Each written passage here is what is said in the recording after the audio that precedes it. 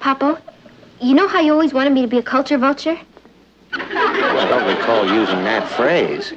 Well, you know how you hate rock and roll music, and you always wanted me to be interested in classical music? Yes? Well, I am.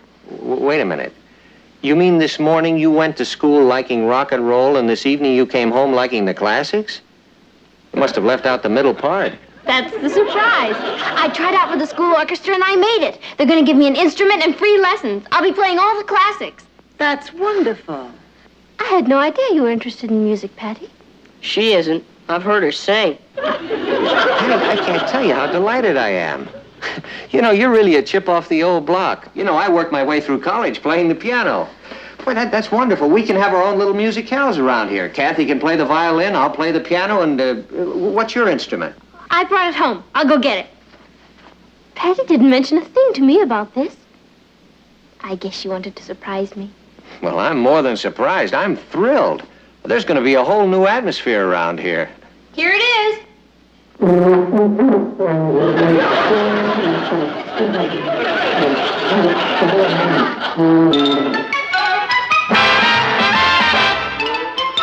Meet Kathy, who's lived most everywhere, from Zanzibar to Berkeley Square. But Patty's only seen the sights a girl can see from Brooklyn Heights. What a crazy pair, but they're cousins, identical cousins all the way. One pair of matching bookends, different as night and day. Where Kathy adores a minuet, the ballet russe, and crepe Suzette. Our Patty loves to rock and roll, a hot dog makes her lose control. What a wild duet, still they're cousins, identical cousins, and you find they laugh alike, they walk alike, at times they even talk alike. You can lose your mind when cousins are two of a kind.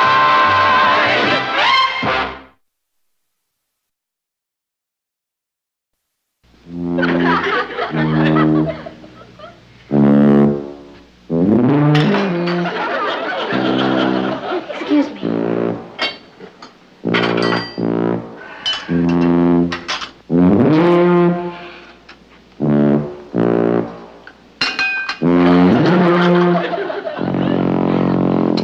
She certainly is practicing a lot, isn't she? She hasn't stopped since early this morning. That's wonderful. My ears hurt.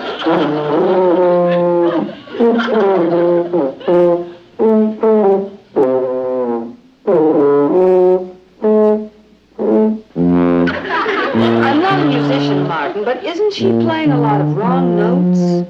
What makes you think that, Aunt Natalie? Well, now, she's playing a few, but that's what practicing is for.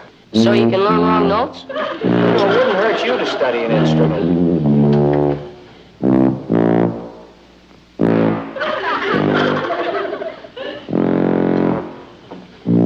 Excuse me.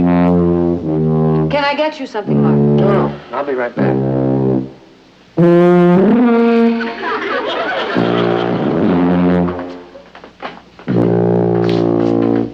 Good morning, Richard. Not anymore, Isn't. What happened? Everything. Patty had a quarrel. It wasn't even a quarrel.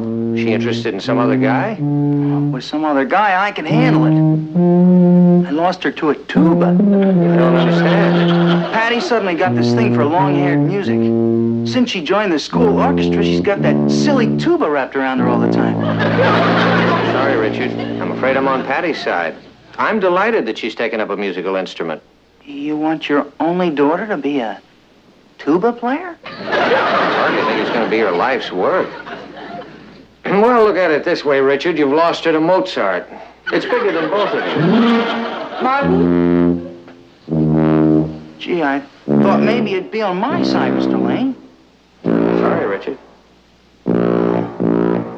Tell her I'll send for my rock and roll records.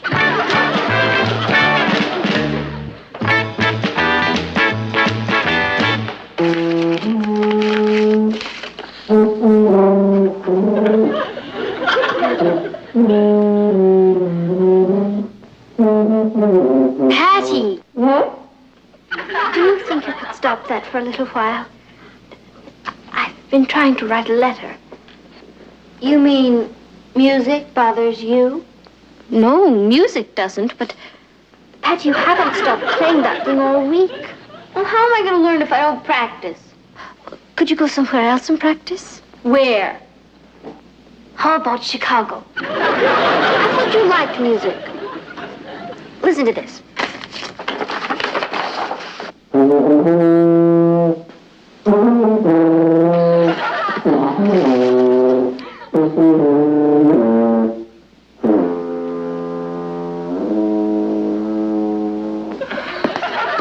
Beautiful, isn't it?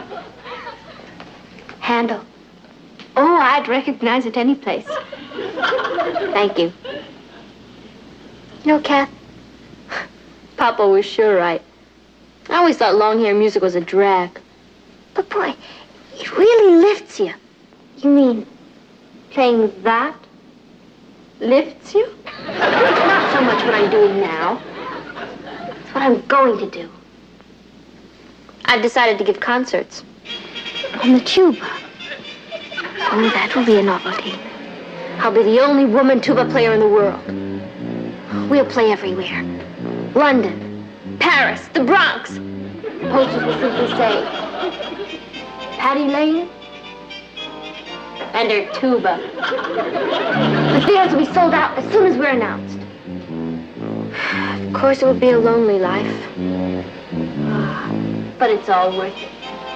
One day, you're walking down a street in a strange city, and people recognize you. You hear them say, there goes Patty Lane and her tuba. And they say, Miss Lane, my mother took me to hear you play when I was a little girl. It changed the whole course of my life. Think of all the happiness I've brought to people. Oh, I can't. I get all choked up. Me too. It's like Eddie says. Who is Eddie? Oh, he's the one who got me interested in this. I see. He's going to form an all-girl band. He plays everything. Clarinet, sax, oboe. I believe that's pronounced oboe. Oboe, oboe. He plays it. What does Eddie look like? Like Leonard Bernstein, only with more talent. And it was Eddie who suggested you take up the tuba? Yeah.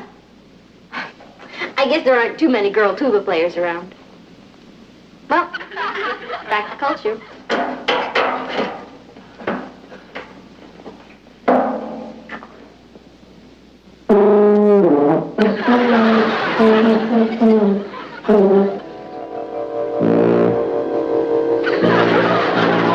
What's that? It's Patty practicing.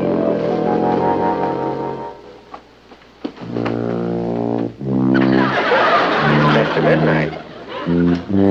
She doesn't even stop to eat. I think they feed her through that horn. Gordon, you've got to stop her. Oh, now, Natalie, we both love music and we want the children to appreciate it, right? Right. And I don't care what anybody says, that's not music. Well, it's a beginning. Couldn't she begin a little softer? Tuba's a tuba, just comes out loud. All right. If you can stand it, I suppose I can stand it. Well, the important thing is not to discourage her. Don't you remember at the beginning how we were afraid that she might not stick with it? Yeah, those were the days. But she has stuck with it, and that's wonderful. If we discourage her at this point, she could easily lose interest in it. Promises, promises. Just give it a chance. All right. Remind me to buy some earmuffs tomorrow.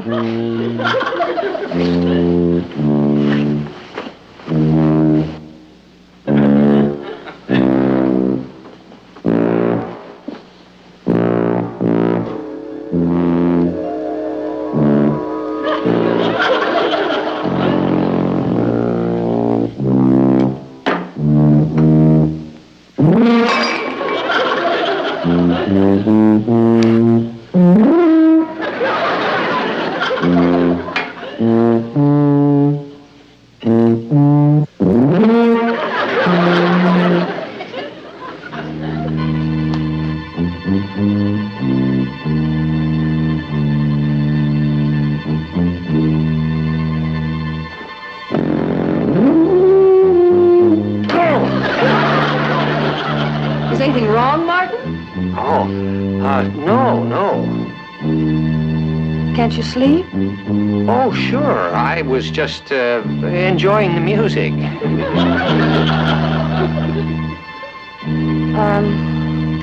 I got you a pair of earmuffs. They're in the drawer. Oh? I don't need them. As you wish. Good night.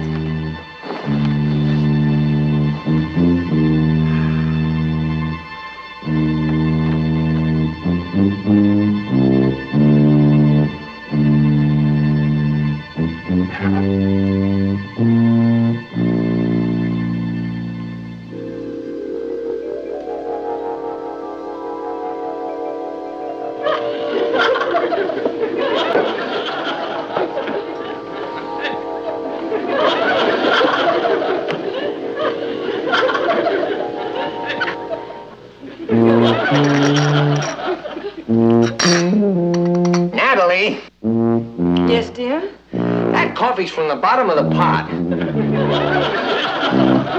Well, you know I can't stand coffee from the bottom of the pot. I'm sorry, Martin. I'll get you some coffee from the top of the pot. All right. Never mind. I'm sorry. It's just I have this terrible headache. I'm not myself. I'll see. Boy, I'll be glad when you get back. Is there anything I can do, Uncle Martin? No, thanks, Kath.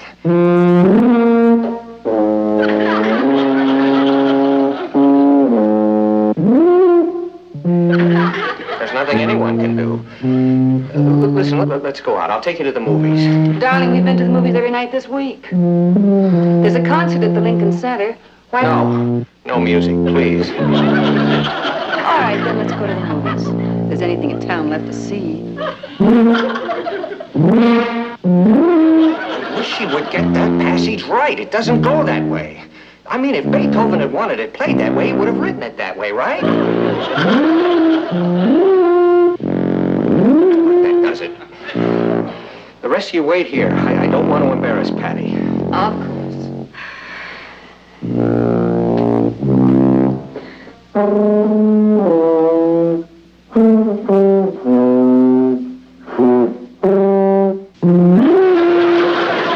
Did you hear that? Yeah.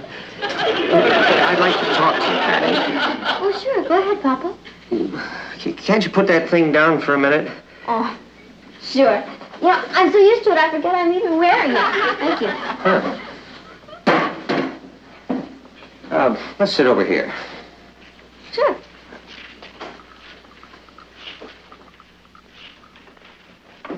It's about the tuba, isn't it? Yeah, as a matter of fact, it is, honey. I knew it. You didn't think I could stick it out this long, did you? No, as a matter of fact, I didn't. Oh, you were right, Papa. These great composers make everybody else sound like nothing. Yeah. Well, Patty, the thing that you have to realize is that some people are naturally talented as musicians and others aren't. That's exactly what Eddie says. I'm a naturally talented musician. Oh, I love culture. I'm going to dedicate my whole life to it. A lot of people laugh at the idea of a girl playing the tuba. But do you remember what you always told me?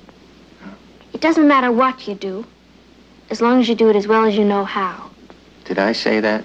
I've never forgotten. You know, Papa, I think I've been letting you down a little bit. How? I haven't been practicing enough. Don't you worry. From now on, this tuba will never be out of my hand. I'm sure glad we had this little talk. Thanks for encouraging me. You know, I guess there are a lot of fathers who wouldn't take the trouble. Well, if you can't encourage your own daughter, who can you encourage? You're wonderful, Papa.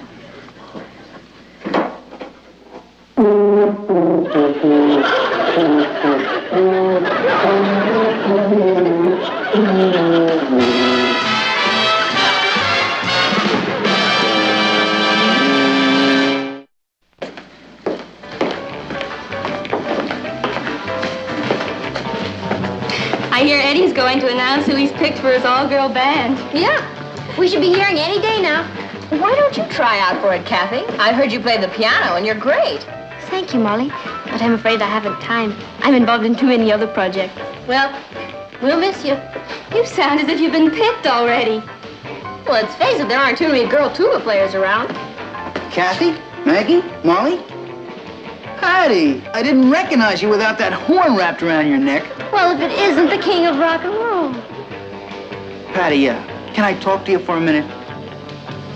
Well, we haven't got much in common, but go ahead. You see, there's this jazz concert at Carnegie Hall tonight, and I thought maybe Jazz concert. Poor child. Well, you used to love them. And when I say used to, I'm talking about last week. I've developed a lot since then, Richard. I've acquired a taste for the finer things in life. Here's your triple sweetheart flip. Oh, thank you. Well, you've changed overnight. That's the way it happens sometimes, Richard. Like a butterfly emerging from its chrysalis. Exactly. What am I? A housefly? Whatever you are, Richard, I'll always enjoy having known you. Boy, when she gets off on one of these things, you can't even communicate with her. I'll send you a couple of free tickets to my first concert. Bring you up. I will. And my grandchildren. Peasant!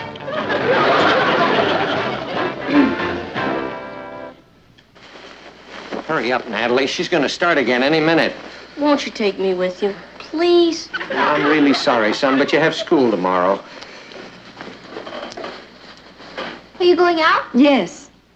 Are you going out? Yes. I thought you said you were going out. We changed our minds. Yeah. Where are you going, Patty? Eddie's taking me to a concert. Eddie? Yeah, he's her Svengali. And he just so happens to be the greatest musical genius of our time. His father's a conductor. Are you allowed to talk to him while the train is in motion?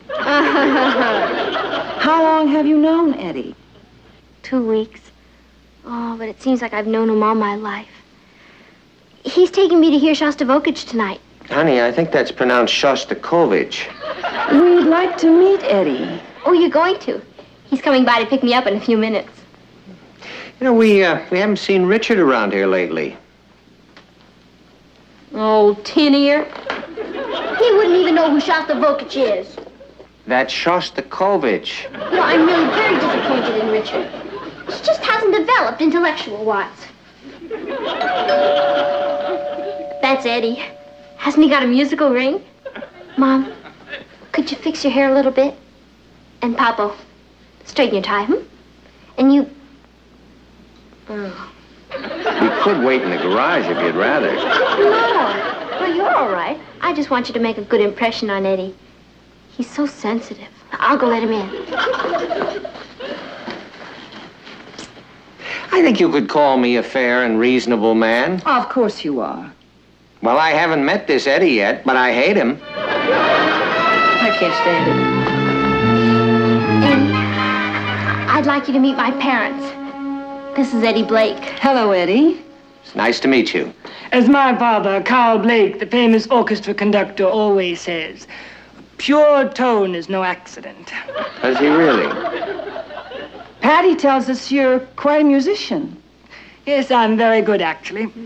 I not only play 21 instruments, I also compose. I think we'd better be going. We're hearing Shostakovich, you know. That's Shostakovich. And since you're a musician, it might not be a bad idea if you learned how to pronounce it. Oh, you mean Dmitri Shostakovich. That's exactly who I mean. He's hopelessly old-fashioned. No, Patty and I are going to hear Igor Shostakovich. Really avant-garde composer. Good night.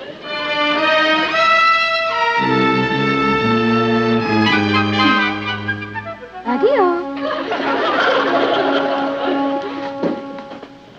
What do we do now? We get rid of that name-dropping prodigy and bring back old Tin Ear. Igor Shostakovich.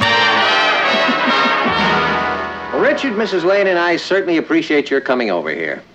Yes. Richard, would you like an apple? Oh, no, thanks. What did you want to see me about, Mr. Lane? Well, we thought it would be nice if you and Patty started dating again. Oh, I don't think Rohanna Pollock would like it. Who is Rohanna Pollock? She's a girl who happens to play the tuba 10 times as good as Patty. And she doesn't think I have a tin ear. And boy, is she crazy about me. She doesn't sound like your type. Richard, you and Patty should be going swimming and bowling and to the movies, all those things you used to do. Patty's not interested in those things anymore. They're not cultured enough for her. All she talks about is Stasha Volchik. That's just... Patty gets off on these wild kicks, and boy, until she gets back to Earth, it's murder. You're going to help her get back to Earth again. I am? Right. You can begin by taking her to a concert. Now then, maybe afterwards you could go on to supper. And then a couple of nights later, you could go to the theater. And pretty soon, you'll be back to movies and rock and roll and bowling. Oh, well, you see, Now, Richard, I understand that this is going to cost a little money, and we would like to help you. I think maybe that should do the trick. Is that what you wanted to talk to me about? I've got my pride, and I can't be bribed. You can tell Patty it didn't work. I'm still going to take out Rohanna Pollock. Patty had her chance, and she lost it. Good night. Didn't work. I know, I heard. Kath, do you have any ideas at all? You could just forbid Patty to go on with the tuba.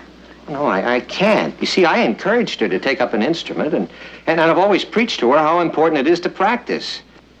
There is a way. What is it? No, I couldn't do it. Would it work? Yes, but it's too mean. Kathy, this is an emergency. Uncle Martin, do you think Patty has any talent as a musician? I mean, does she have an ear for music? Absolutely none. All right, then. I'll do it. Will it get that tuba out of this house? Yes. But if Patty finds out what I've done, it will probably get me out of the house, too.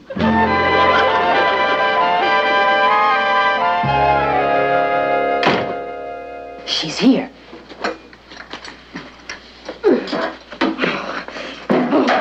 That ungrateful monster. I worked my lips to the bones. I'll never trust another musician. What happened, darling? I'll tell you what happened. Eddie told me he was going to hire me as his tuba player in his all-girl band. Well, today I found out he hired somebody else. Who? Oh, some girl named Rohanna Pollock. I don't even know how she found out he was forming an all-girl band. Well, maybe it's all for the best, darling. I'll say. Tomorrow I take this thing back to school and I never want to see it again. Patty, you're not too heartbroken about giving up the tuba, are you? I guess not. I don't mind dedicating my life, but not to anything that looks like that.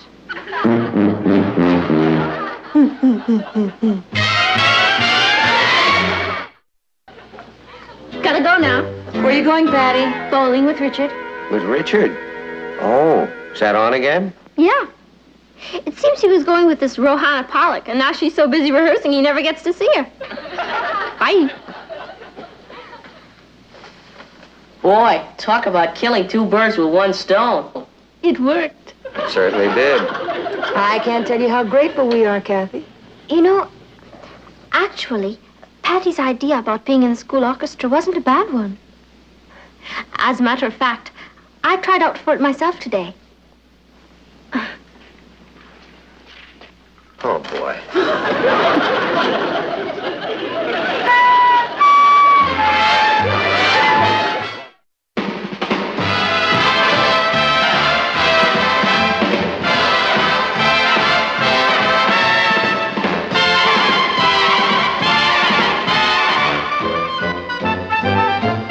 Here's Kathy, who's lived most everywhere, from Zanzibar to Berkeley Square. But Patty's only seen the sights a girl can see from Brooklyn Heights.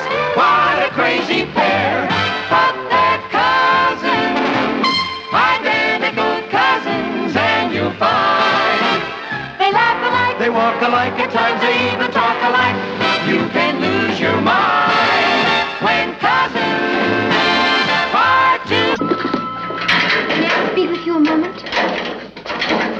George. Kathy? What's the matter with good old George? Nothing's the matter with good old George. Something's the matter with stupid old me. What are you talking about? I thought you and George were buddy-buddy. Oh, we were getting along fine, Patty. Except that George only seemed to call me when he couldn't get another date. I wanted to make a real impression on him. So, I wrote to the Lovelorn columnist in our school paper asking his advice. Have you ever read that column, Simon Says? I've heard of it. Well, Simon advised me to make a date with George and stand him up. He said, give him the shock treatment. I did. Now George won't even speak to me. Gee, Kath, I'm sorry. Oh, you're not nearly as sorry as Simon is going to be when I get hold of him.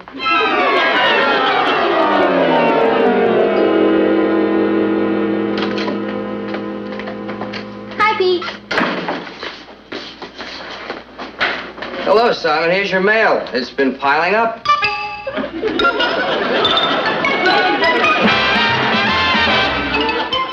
Meet Kathy, who's lived most everywhere, from Zanzibar to Berkeley Square. But Patty's only seen the sights a girl can see from Brooklyn Heights.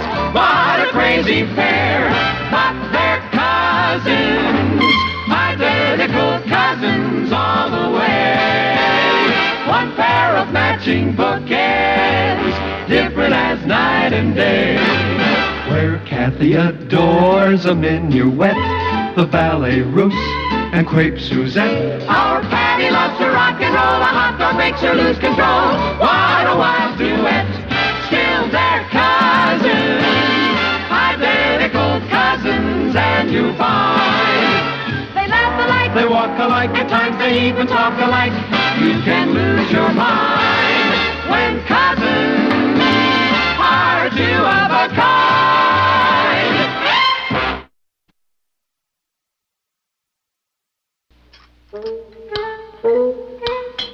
You haven't touched your breakfast, Kathy. I'm really not very hungry, Aunt Natalie. Is anything wrong? Nothing I won't get over. Would it help to talk about it? Some things are better left undiscussed. I don't mind talking about it. I just made a fool of myself. Look, Kath, you don't have to tell them about it if you don't want to. I'd probably feel better if I discussed it. I could kill him. Kill who? There's a new advice to the Lovelorn columnist on our school paper. He gave me some silly advice, and I took it. Now George won't even talk to me. Oh, it's too bad. Who writes the column? Nobody knows. I've heard all kinds of rumors. It's supposed to be a teacher, a senior, a professional newspaper man. I hear he works miracles. Maybe he just didn't follow his advice properly. He told me to stand George up, and I stood him up. Well, that doesn't sound like very good advice to me. What's his full name? Simple Simon? Look, there are ways and ways to stand a boy up. You should have done it without hurting George's feelings. It was a good maneuver. You just didn't execute it right. Do you really think that's it? I know it is. You used the iron fist, but you forgot the velvet glove. Perhaps you're right. Why didn't I go to you for advice? Huh? Yeah, what do I know? You know what I'm going to do? I'm going to write to Simon again and ask for more details. After all, he's a man. He should know how to handle men. No doubt about it. I'll write him this afternoon. Cuz? Yes. Sign it. Dissatisfied customer. Oh, if you feel like it.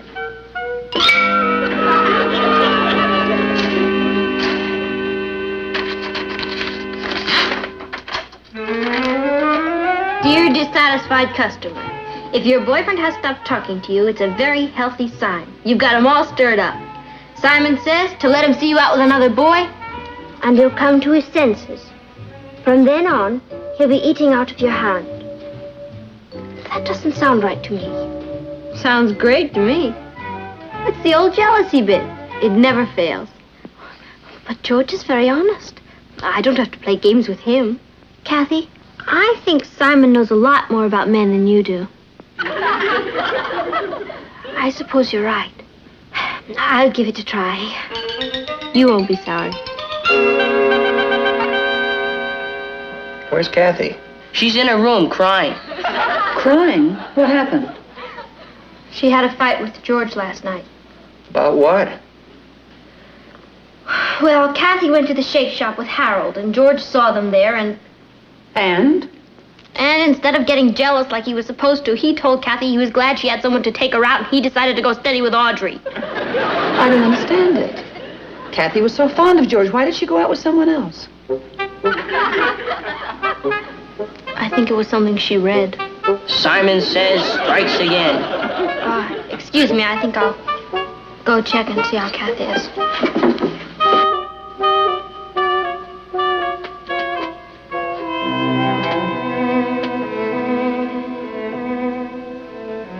He's not worth it, Kath.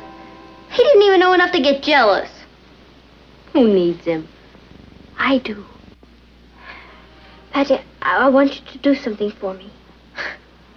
Sure, anything. You just name it. Find out who Simon Says is. I'm going to tear him limb from limb.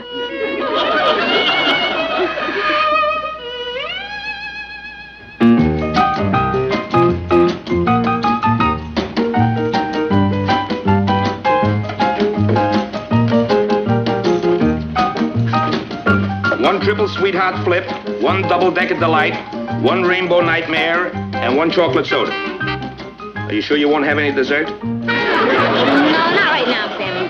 Thanks. Listen to this. Dear Simon Says, my steady boyfriend went out with another girl and I found out about it. What should I do? It's signed Three's a Crowd. And here's his answer. Dear Three's a Crowd, don't be a clinging vine. Tell your boyfriend it's all right. When he finds out what a good sport you are, he'll come running back to you. Good advice. Good advice? I'm Three's a Crowd. I haven't seen Howard since I told him he could go out with anyone he liked. I had a small fight with Alfred last week, and after following Simon's advice, it's turned into World War III. Listen, who is this Simon Says character? We've got to get him. He's ruining my life. Mine, too. The rumor is he's a famous Viennese psychologist. That's what I heard. Me, too. Yeah. I wonder who started that rumor. Yeah, I wonder. Come to think of it, I think I first heard it from you. You did? Yeah, so did I. Well, then, if you heard it from me, there must be something to it.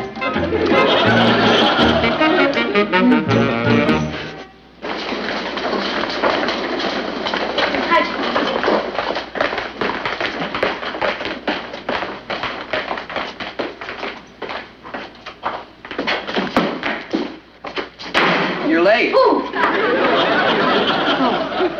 I got held up by my fan club. Look at all this mail. All that for me? Your column has really caught on, Patty. It gets 10 times as much mail as all the other columns combined. Hey, that's great, isn't it? Tell me, are most of the reactions pretty favorable? Well, no one's 100% right. You must be hitting 1,000. Yeah. Speaking of hitting, I want you to promise me you'll never tell anybody who Simon is. But why? I think you'd want everybody to know you're writing such a hot column, Patty. I wouldn't want a whole bunch of kids fawning over me. Will you promise? If you say so. Simon says so.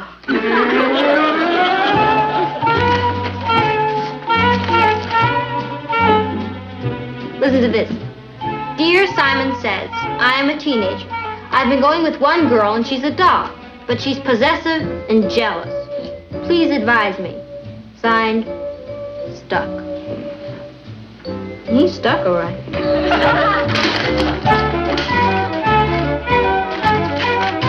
Dear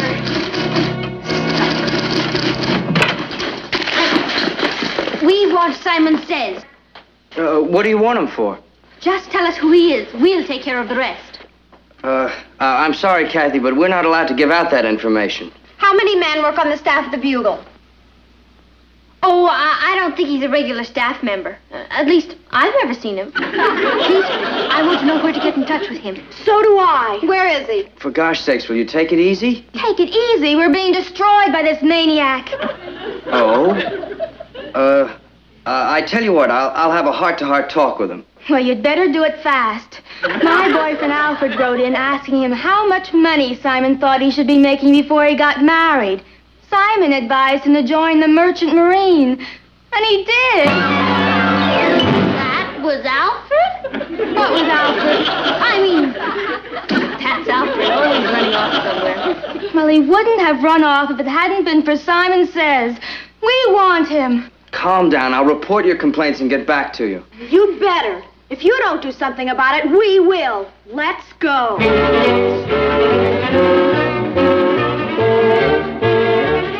Have you heard anything yet? I'm working on it. How does it look? I think he's an English brain surgeon. Brain surgeon? I'll let you know when I find out something more definite. I knew I could count on you.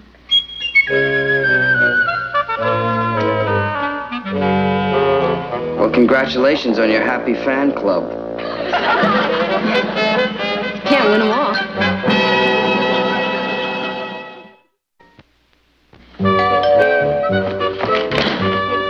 Hi, Patty. Hi, Sue Ellen. Excuse my barging in like this, but I didn't have anything to do tonight now that I'm not seeing Howard, and I got kind of lonely. I thought we might watch television. Sure, why not? Come on in. I guess a lot of girls at school are having the same problem. With everybody fighting with their boyfriends, there's not much to do evenings.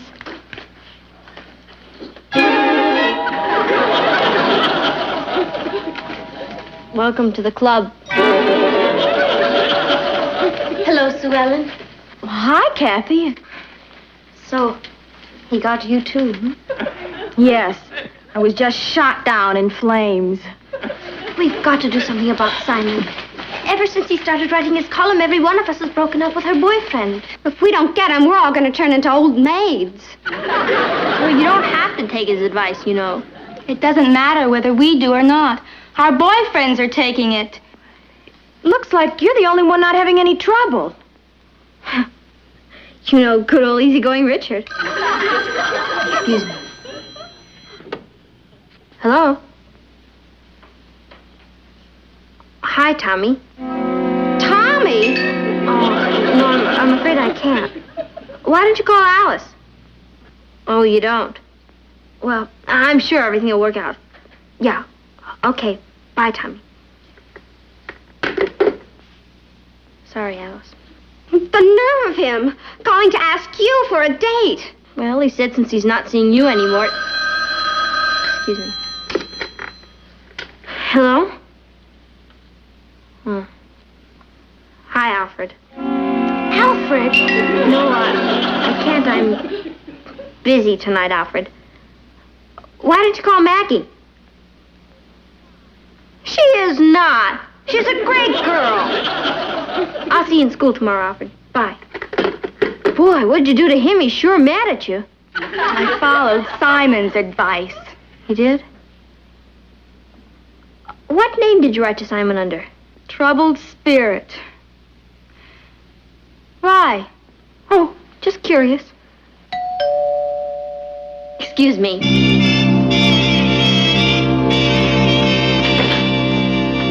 Oh, hi, Rich. Hi, Patty. I'm sorry. I'm afraid I won't be able to go with you tonight. Well, that isn't why I came over. Oh, it isn't? No, I came over to tell you that I've decided it would be better if I started going out with different girls. What? Yeah, I've been thinking it over, and I'm too young to be a martyr. What did you say? Well, I've got my own life to think about. I've decided to go out and join the human race. I don't want to get stuck. Stuck!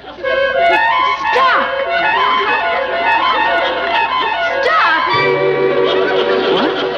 I mean, somebody must have told you that. Don't listen to her. Him. Them. Well, I'm sorry, Patty. I've had advice from a wise old V&E psychologist, and I'd be foolish to ignore it. A wise old V&E psychologist. Or an English brain surgeon, I don't know which. But it doesn't matter. It's good advice. I'll see you when I have time, Patty. Bye. Richard, you...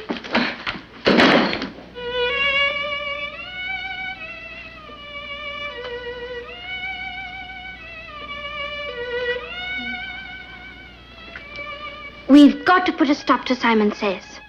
Oh, Says. Say. And I think I know just how to do it. You do? I'm going to set a trap for him. What kind of trap? We don't know who Simon is. It could be any one of our boyfriends. That's right. Oh, what kind of trap? Or it could even be one of our teachers. Sure. What kind of trap? Or perhaps it really is the Viennese psychologist who's gone mad. What about the trap? Or it could be someone from another school. Right. So, since we have absolutely no idea who Simon is, I think it would be better if I didn't discuss my plan with anyone. Well, you can trust me. Of course I can trust you. But I have to set this up myself, Patty.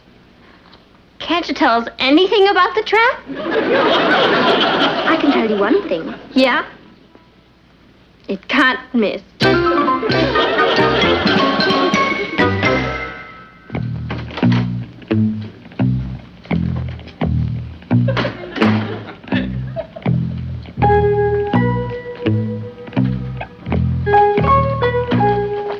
Hi, Pete. Hi, Simon. Shh. What's the matter? We're alone? I don't care. Never say it, not even to yourself. Oh, if word ever gets out, limb from limb. You lovelorn columnists sure living an exciting life. There's a telegram for you. I'm going up to see the principal. Principal? What for? I don't know. He just said he wanted to see me. That's it. That's what? The trap. So, they went to him to force you to tell on me. What are you talking The about? freedom of the press. He can't force you to tell. Patty, who says he's going to try? I say so. Pete, you promised. Nobody's to know I'm Simon. I don't care how he threatens you. I want you to stand on your principles as a newspaper editor. Mr. Brewster wouldn't threaten me. That's the spirit. You'll back me up? You bet I will. Thanks, Pete. I knew I could count on you. So that was the trap that couldn't miss. Pete? It's from the Pan Ocean Press Service. They want to syndicate Simon Says. They do? Yeah. Imagine. Me syndicated. I'll be famous all over the world. In Paris, Simon dit. In Madrid, Simon dit. In Italy, Simon dice. In Moscow, Semyon говорит. Hello?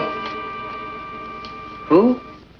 It's the overseas operator. They're asking if there's anybody here by the name of Simon Says. The overseas operator? That's it. It's the Pan Ocean Press Service. They'll want me. What'll I do? Take the call. I can't. They're probably expecting a Viennese psychologist or an English brain surgeon. They must be interested in the column, or they wouldn't be calling. It doesn't matter who you are. You're right. I'll be back as soon as I can. And don't worry, I won't crack. Thanks, Pete.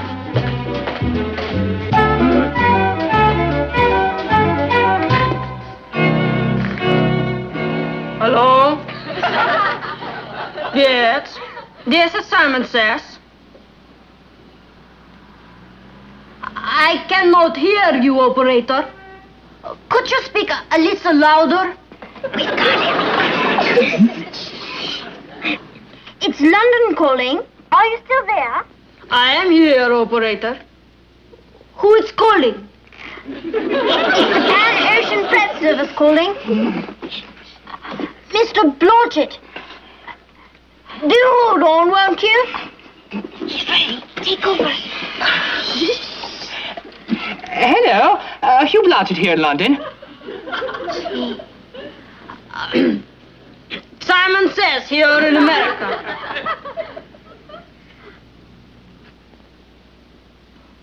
Would I be interested in worldwide syndication? You're right. He sounds Viennese. Keep him talking. Let's go get him.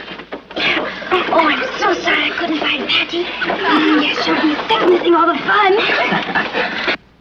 When can we meet to discuss this, old chap? I do not think we will be able to meet. I have a very busy schedule. May I suggest you just send me a contract? No, I could not fly to London. My schedule would not permit it. Well, perhaps I could fly there? No, I do not think that would be a good idea. It would be much better to do the business by mail. Your 3 minutes are up. 5 cents, please, for the next 5 minutes. Hello. Are you still there, old chap? Hello? Hello? Hello?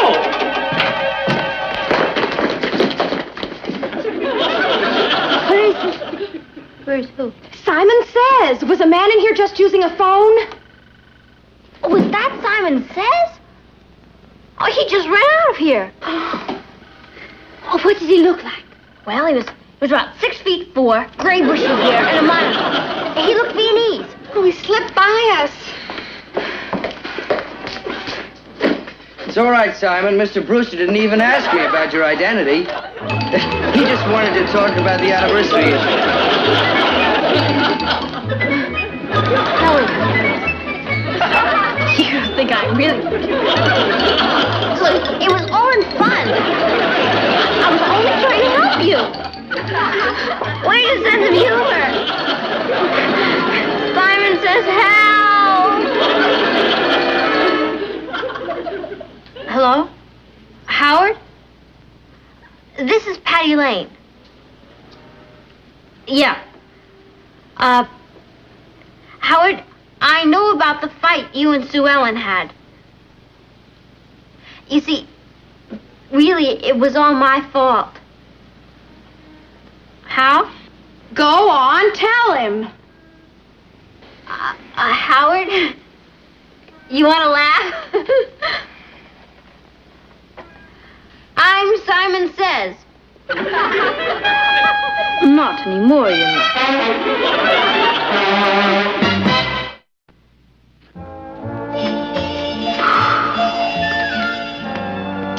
Hey, business seems to be off tonight. Where are all the crowds?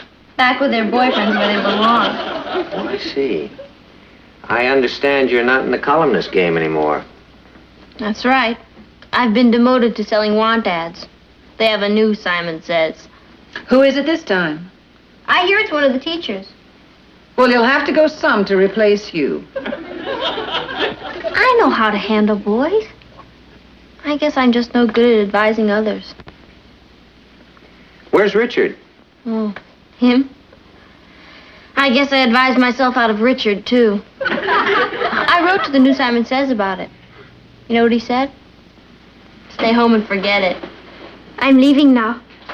You have a date with George tonight, huh? Yes. Any advice? No. I'm glad everything's straightened out between you two. Funny you being the one to catch me. Someone had to do it.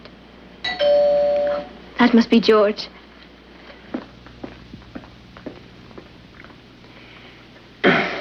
Patty, I know you meant well. Oh, I always mean well, Papa. Just never turns out right. Well, there's one good rule to learn. Before you give expert advice, be sure you're an expert. I'll remember it. Although I doubt if I'll ever have any chance to use it again. Well, hi, Richard. Hi. Hi, Richard. Hi. What are you doing here? Simon said you'd be miserable without me. Simon said that? That's right. I did. Hi.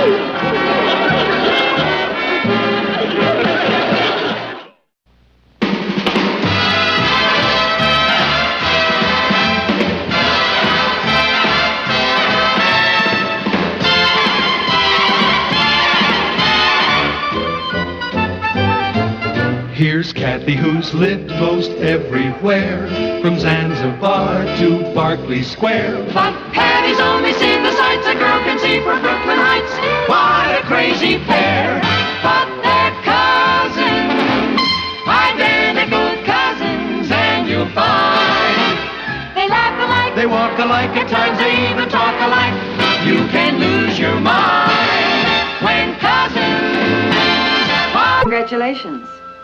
Hi, group. You're home late, aren't you, darling? I got fascinated by something at school. Anyone we know? It's not a he, it's an it. I know, Richard. We're studying unions in our civics class. Papa, do you know anything about management and labor? Well, I should. I've belonged to a couple of unions, and I'm on the Labor and Management Committee down at the Chronicle. Well, then you know about Samuel Gompers and all that. Yes. Who's Samuel Gompers? He was only the father of the whole labor movement. It's really interesting. Our teacher asked us to pick a practical project to work on so we'd learn more about it. Sounds like an excellent idea. Papa, have you ever heard of UAFM? I beg your pardon? Oh, the UAFUM. No. What's that? It stands for the United Association for Unprotected Minors. Sounds like a good idea. Who are they? Us.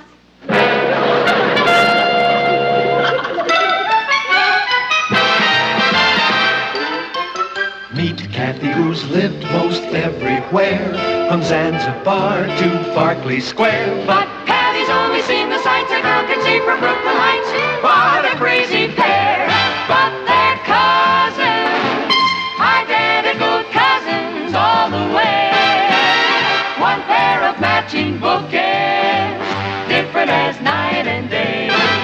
Where Kathy adores a minuet, the ballet russe, and crepe Suzette. Our Patty loves her rock and roll, a hot dog makes her lose control. What a wild duet, still they're cousins, identical cousins, and you'll find they laugh alike, They walk alike, at times they even talk alike. You can lose your mind when cousins are two of a kind.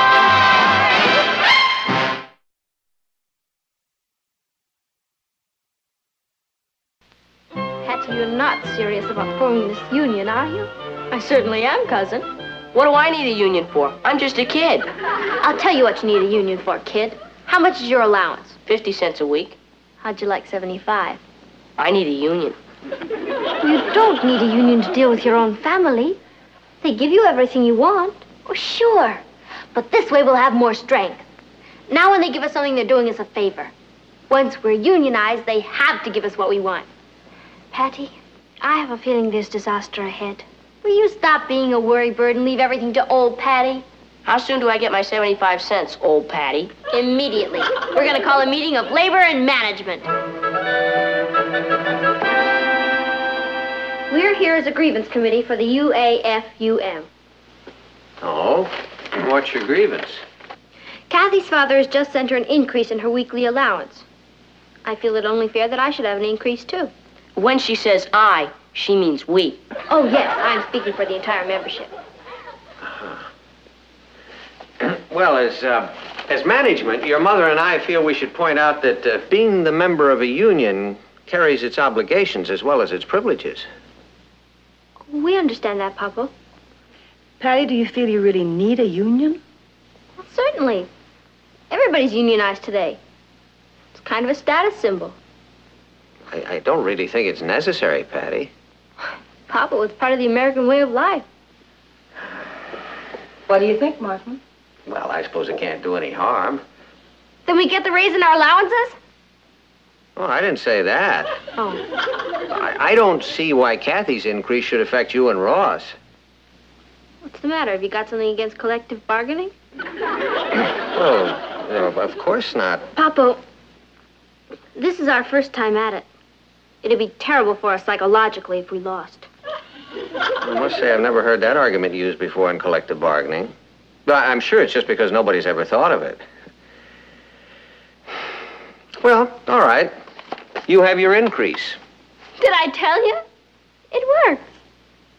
Thanks, Mom. Papa, it's going to be a pleasure doing business with you. Your management was real hard. Membership, we need another meeting. We'll be back. Bye. I didn't like the sound of that we'll be back. Martin, do you think we've made a mistake? No, of course not. This will be a good experience for them. As a matter of fact, I was going to increase their allowance anyway. So we'll let them think they've won a victory. It'll boost their morale. All right, we've won our first victory, but we're not going to stop with that. We're just beginning to feel our strength. Boy, they were really frightened of us, weren't they? Of course they were, because we're united. Patty, I really believe this is going to work. You bet it's going to work. If we'd known about this years ago, we could have been rich today. Do you realize a thing like this could sweep the country?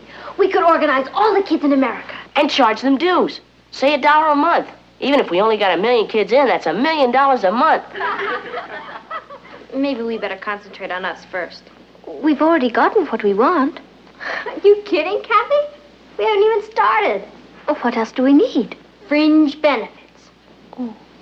Here, take notes. First, any member of the UAFUM who feels that he or she...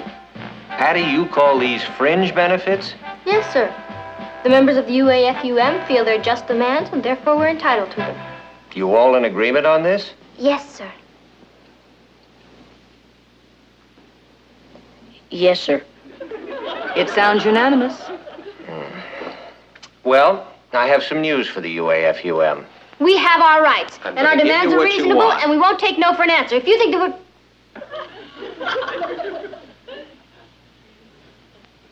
What did you say? We're going to give you what you want. It's like magic. Of course, there are 1 or 2 little things you'll have to do in return for these privileges. Sure, anything. Now, you want to be guaranteed a movie every Saturday night. Yeah? In exchange for that, you'll wash the dishes every night. That sounds fair. Good. And you want to stay up an hour later every night. Well, let's make that a half hour later. We accept. In exchange for that, you'll clean the patio every Saturday and wash the car once a week. It's a deal. You want to watch an extra television program every night. Let's make that 3 extra television programs a week, at least one of them educational. We'll take it. In exchange for that, you'll clean your room every day and do your closets once a week. That's okay. Well, that's it then. You've just seen a successful example of collective bargaining. You know something? I like this collective bargaining bit.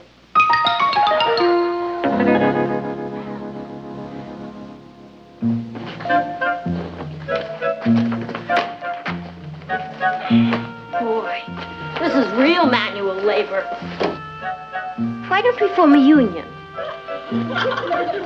Don't worry, it's worth it.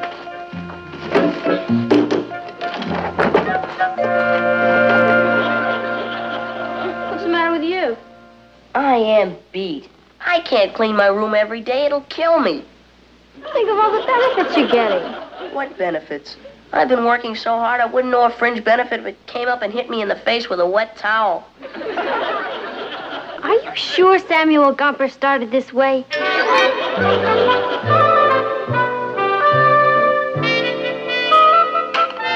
Hey, there's a good movie on tonight at 9 o'clock. The Monster Who Conquers Yonkers. I think I'll go to bed a little early tonight, Patty. I'm awfully tired. Me too. Boy, being unionized sure is exhausting.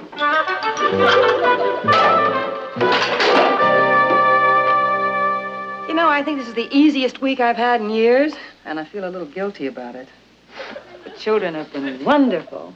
They've cleaned their room, done the closets, the patio looks beautiful. Yeah, I had a notion that letting them unionize was a good idea. Oh, you were right. Sometimes Patty gets carried away with her projects, but this one turned out fine. I think I'll recommend it to all our friends. Want to go for a walk? Yeah. Why don't we check on the union first?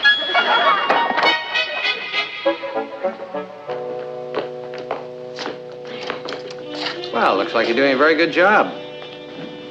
Thank you, Uncle Martin. While you're down there, Patty, be sure you get the hubcaps. Oh, I wouldn't forget the hubcaps, Papa. We're going out for a while. Enjoy your television program. Thanks a lot. See you later. Come on, honey. Bye. Bye.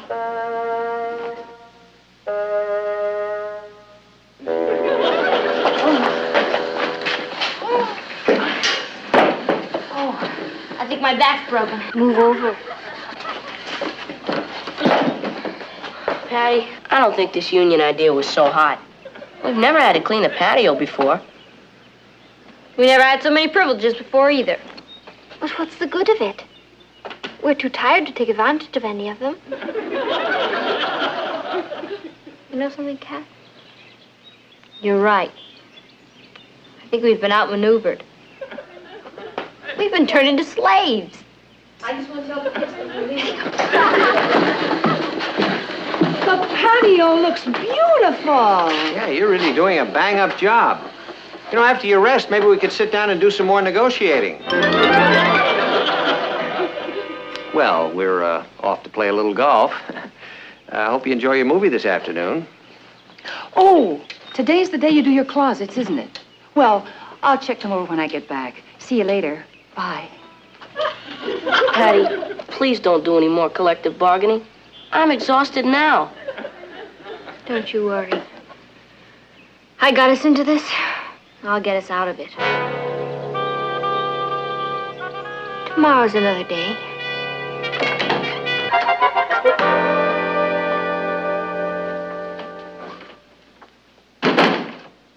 The house is sure quiet. I'm surprised they're not watching television. I suppose they're too tired. They had all those dishes to wash. Oh, Martin, do you think we're overdoing this? What's the matter? You anti-union?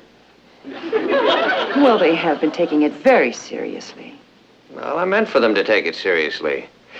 See, I want them to learn that privileges carry obligations. You don't get something without giving something. I think that's an important lesson for them. I suppose you're right, but I've had so little to do since they joined the UAFUM, I feel guilty. I've become a lady of leisure. Well, how about a snack, lady of leisure? Fine. I'll fix you a sandwich.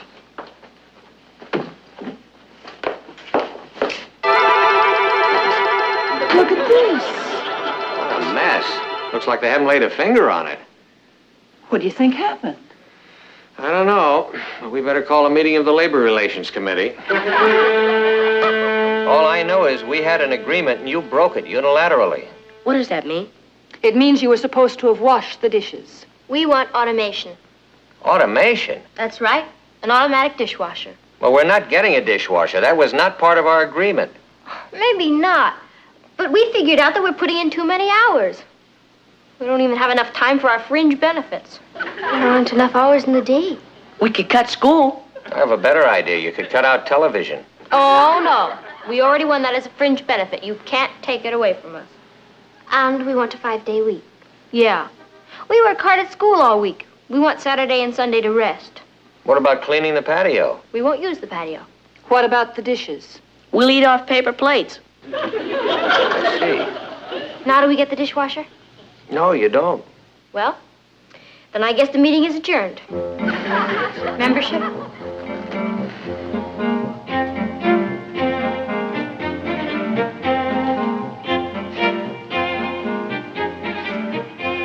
Well, how do you like that? Well, I think it's kind of funny. I don't. I've gotten used to not washing the dishes. Don't worry, they'll come around.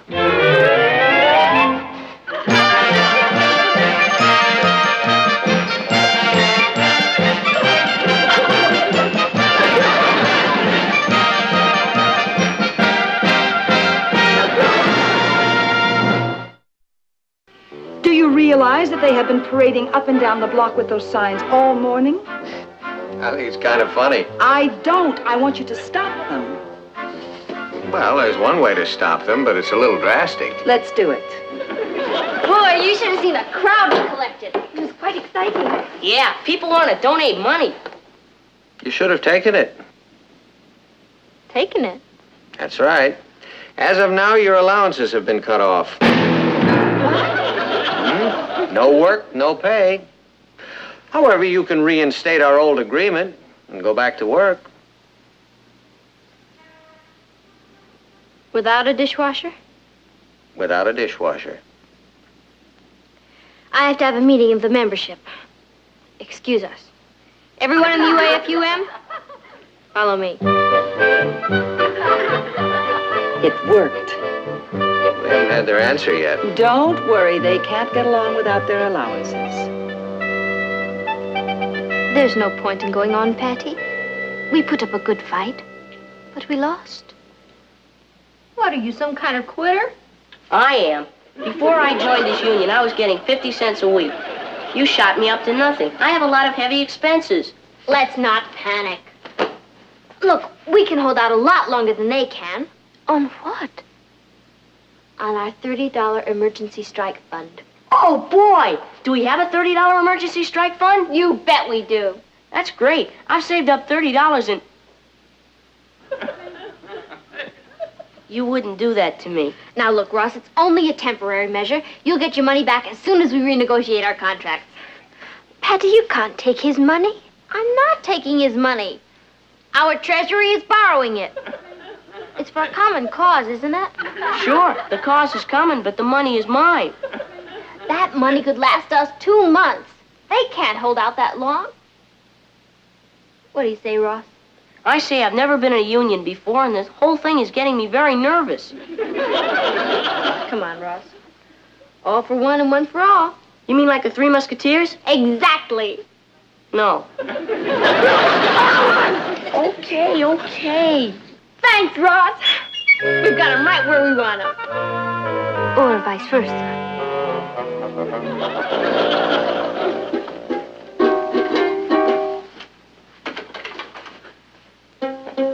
Aren't you two getting up? It's 10 o'clock. It's Saturday. You mean you're going to stay in bed all day? Probably, Aunt Natalie. I see. How long is this going to go on? About 2 months. You're going to become vegetables lying around in bed all day. That's what I told. We'll be all right, Aunt Natalie. Isn't there some way that we could settle all this?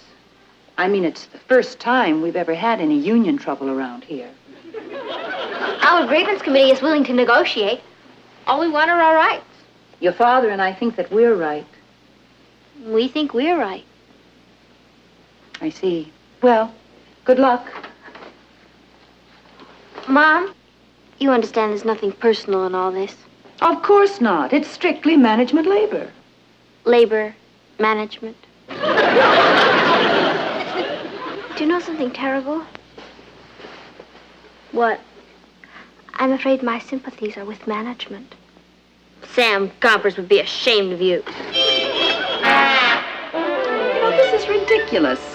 We're working our heads off and they're lying around like ancient royalty. It's the advantage of having a strong union. Martin, this has gone too far. We've got to stop them. No, we can't. It's a matter of principle. See, in the beginning, we made a promise to them that they could do this. So we've got to find some way to settle it reasonably. They're drunk with power. Why, right this minute, they're up in their room laughing at us while we do their work. Patty, we should really be downstairs helping with the dishes. I know we should. But how can we give in without losing face? What are we, Chinese? Why don't we just go down there and say we were wrong? It's a matter of principle, Ross. We can't give up everything we've gained. What have we gained? All I've got is a sore back and I'm out $30. We've gained the right to be heard around here. No, sir. We can't quit now. We can't let your mother do all the work. It isn't fair. I know it. Maybe we could secretly clean our closets. That's a good idea. No, she'd know. It'd be the same as giving in. Boy, I wish I could think of something. I know. Why don't we sneak out tonight and wax the car again? They're spoiled. They're interested in getting, but they don't want to give anything. You don't really believe that, do you? At this moment, I do. Oh, Martin, why don't we just put our foot down and forbid this? Well, there must be another solution. Why don't they just put their foot down and order us back to work? You know your father. He wouldn't do that. Yeah. Papa's got principles. We're stuck. Patsy, we've got to find a solution. It's no fun having nothing to do but have fun. That may be the smartest thing you ever said. Maybe the only smart thing I ever said. Couldn't we at least clean this room? It's a mess. No. Not until they're ready to negotiate. Are you sure you're doing the right thing? Boy, I sure hope so. It's a big responsibility taking a whole union on your shoulders. On your feet. The management has just sent for the grievance committee. Did you hear that? They've given in!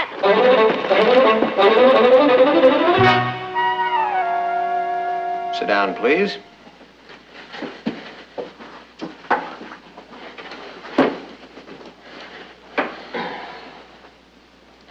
Ross said you wanted to see the grievance committee. Yes. We'd like to get this matter settled. So would we. We see no reason why we can't settle it right now. Oh, that's great. We don't want to be unreasonable. I mean, we're willing to compromise. Oh, I don't think you should have to compromise. You mean, we get the automatic dishwasher, we stay up an extra hour later, watch more television, go to the movies? Well, that wasn't quite what we had in mind. Oh? What did you have in mind? Well, your mother and I were so impressed with your union that we've decided to form the PAMP. I beg your pardon? The PAMP. That's PAMP, all right. That stands for Protective Association for Misunderstood Parents. You're kidding. Oh, no. No, we're perfectly serious. I can't tell you how thrilled I am about it. For instance, I voted myself an 8-hour day. That means you can have your choice of breakfast or dinner. I won't be able to cook both. But you're our mother. I'm a union member first and a mother second. Oh, boy. As far as the dishes are concerned, I'm assigning each one of you his own set of dishes. Now, you may wash them or not, as you please. Well, my 8 hours are up, so I think I'll go off to bed and read. That's my fringe benefit for Monday. Have a nice day. You can't do that. Yes, I can. This may come as a surprise to you, darling, but we parents are human beings, too.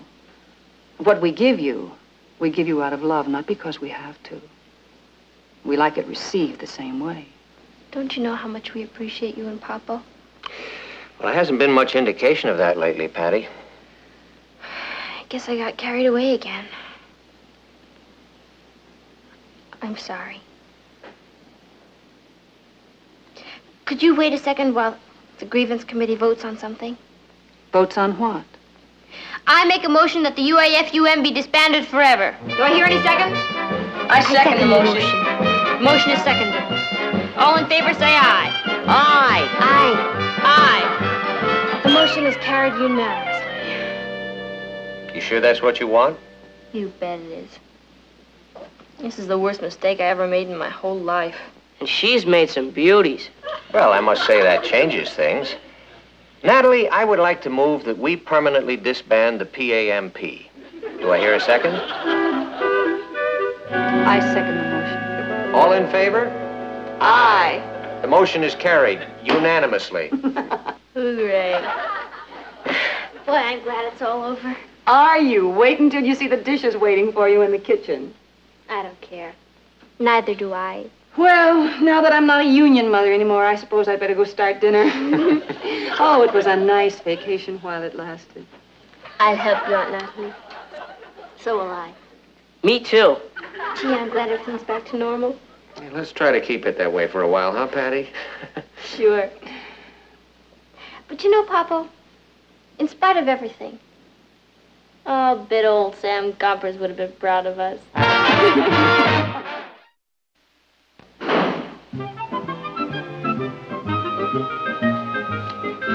Hi, Group. You're late, darling. I got fascinated by something at school. What did you say? Guess what we're studying in our zoology class? Live snakes. Look at this. Hey, Patty, no, what are you... What's everybody so excited about?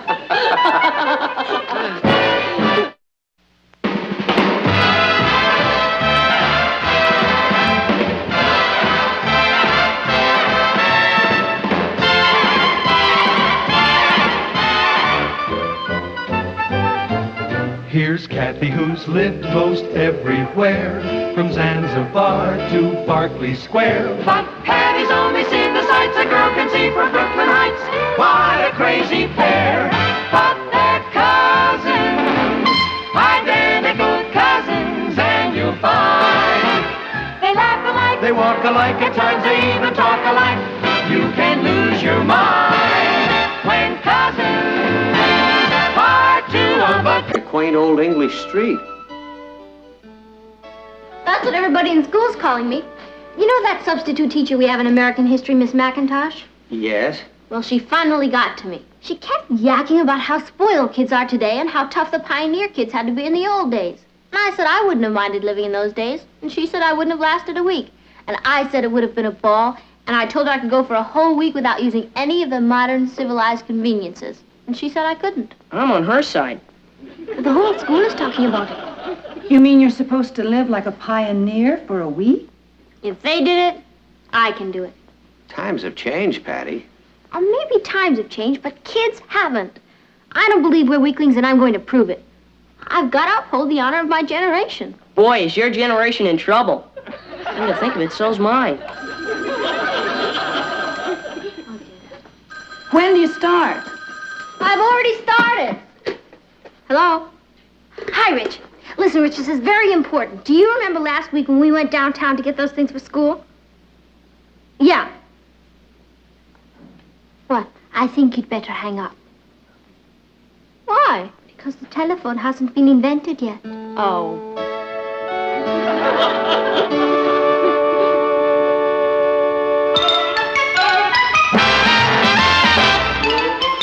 Meet Kathy, who's lived most everywhere, from Zanzibar to Berkeley Square. But Patty's only seen the sights a girl can see from Brooklyn Heights. What a crazy pair. But they're cousins, identical cousins all the way. One pair of matching bouquets, different as night and day. Where Kathy adores a minuet, the ballet russe, and crepe Suzette. Our Patty loves to rock and roll, a hot dog makes her lose control. What a wild duet, still they're cousins, identical cousins, and you find they laugh alike, They walk alike, at times they even talk alike. You can lose your mind when cousins are two of a kind.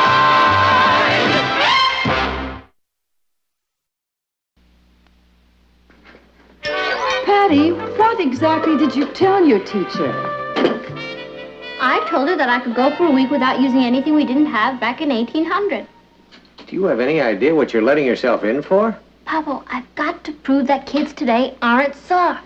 Except in the head. Can't we put him up for adoption? Who'd have me?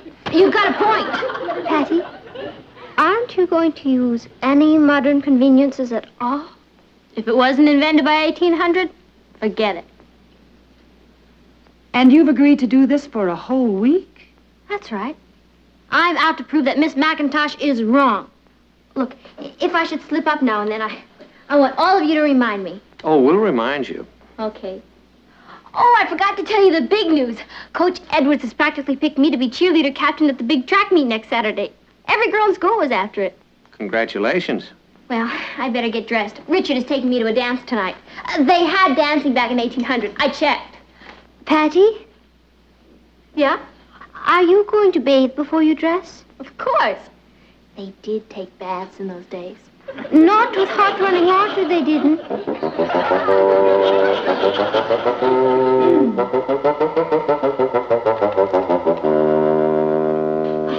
Oh, boy. Oh, I never knew water could be so heavy. No wonder they only took baths on Saturday nights.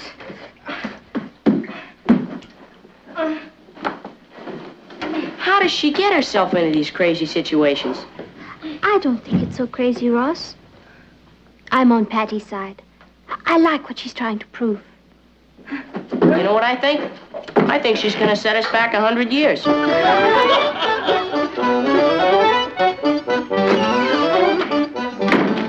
How was your bath? It's the Eskimos. By the time I poured the last bucket of hot water into the tub, was ice cold.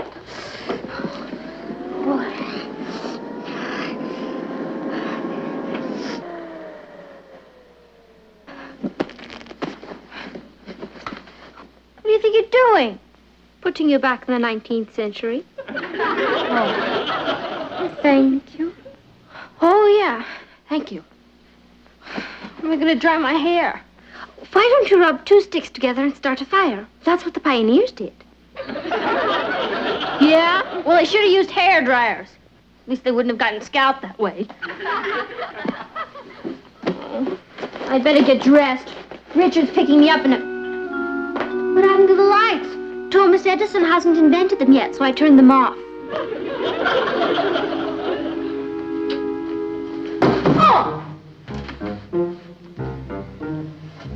Oh, boy. Here. Here what? Am I supposed to get dressed by that? Your great-great-grandmother did. Oh, yeah, but have you ever seen pictures of how she looked?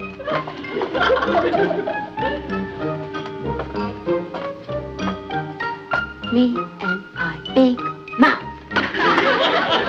Oh, that's an interesting hat. I couldn't get my hair done.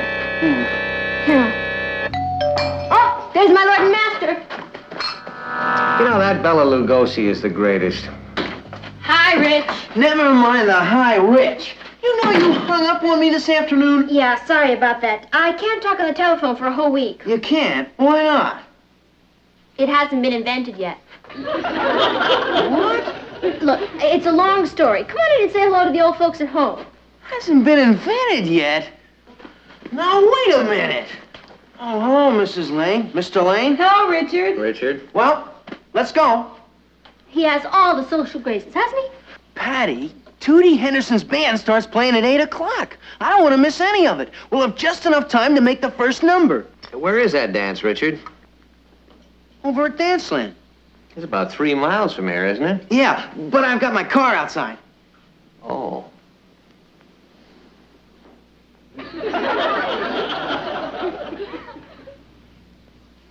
I forgot. You forgot what? Automobiles. I'm afraid your car's gonna have to stay right where it is, Richard. How are we going to get to the dance? Walk?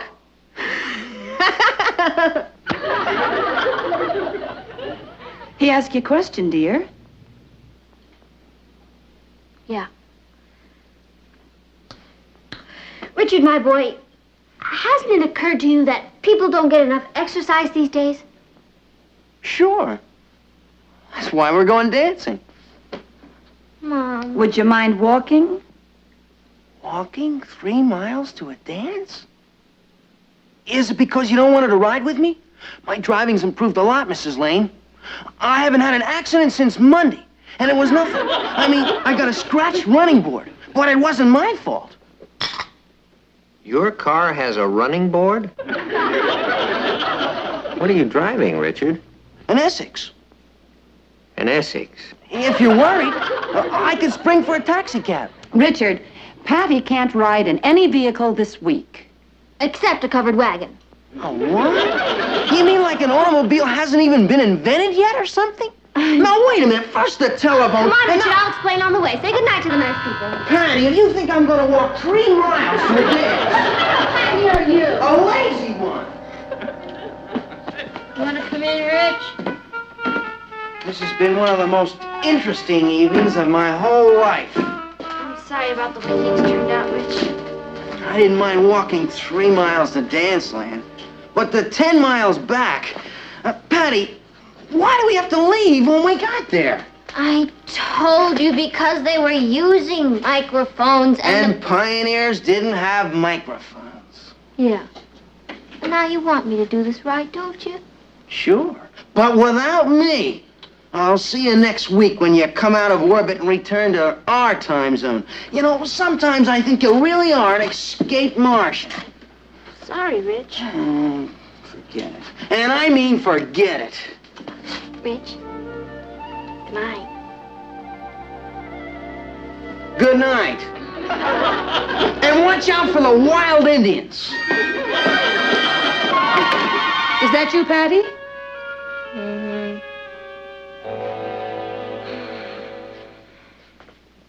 Hi, Mama. Papa. How are you, Ann? How was the dance? How do you spell fiasco? Hey, that's a pretty good word. Please, no coaching unless it's my turn. Sorry about that. You know, I never should have dragged Richard into this. He's not up to it. Are you? If the pioneers could do it all their lives, I guess I can do it for 1 week. Oh, they must have been made of steel. Well, they were pretty rugged, but then they had to be. You know, it's amazing what you can do if you have to. Yeah, I hope you're right, Papa. I'd hate to let the kids at school down. They're all counting on me. You won't let them down. I think you're doing just fine. Yeah. Except I'm starving to death. Well, didn't you stop at the shake shop? Oh, yeah. Yeah, we stopped.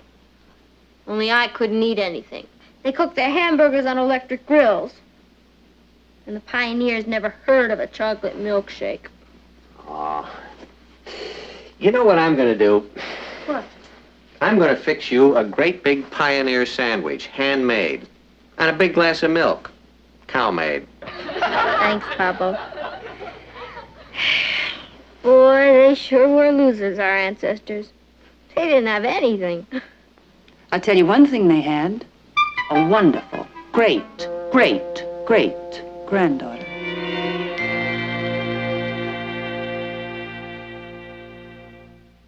One of us in this room is the murderer, and I'll tell you who it is. It's...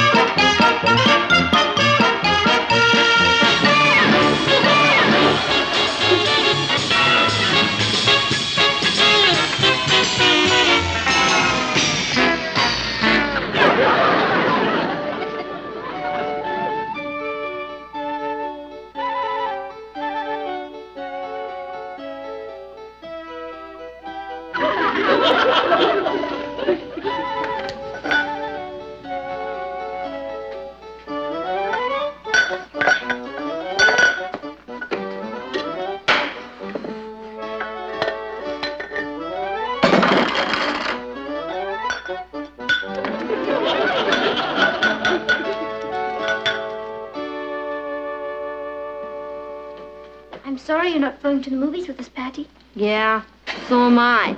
I've been dying to see The Monster with Three Heads. We'll tell you all about it. Oh, you don't have to. It's my autobiography. Good night. Night. Hi, Kathy.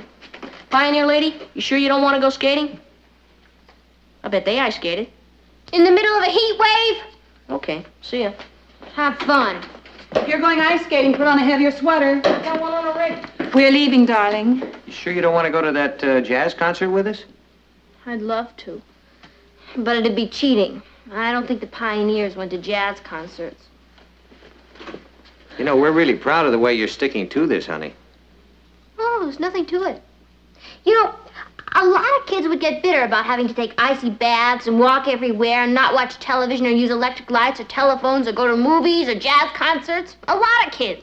But not you. No. That's wonderful, darling. We'll be back early.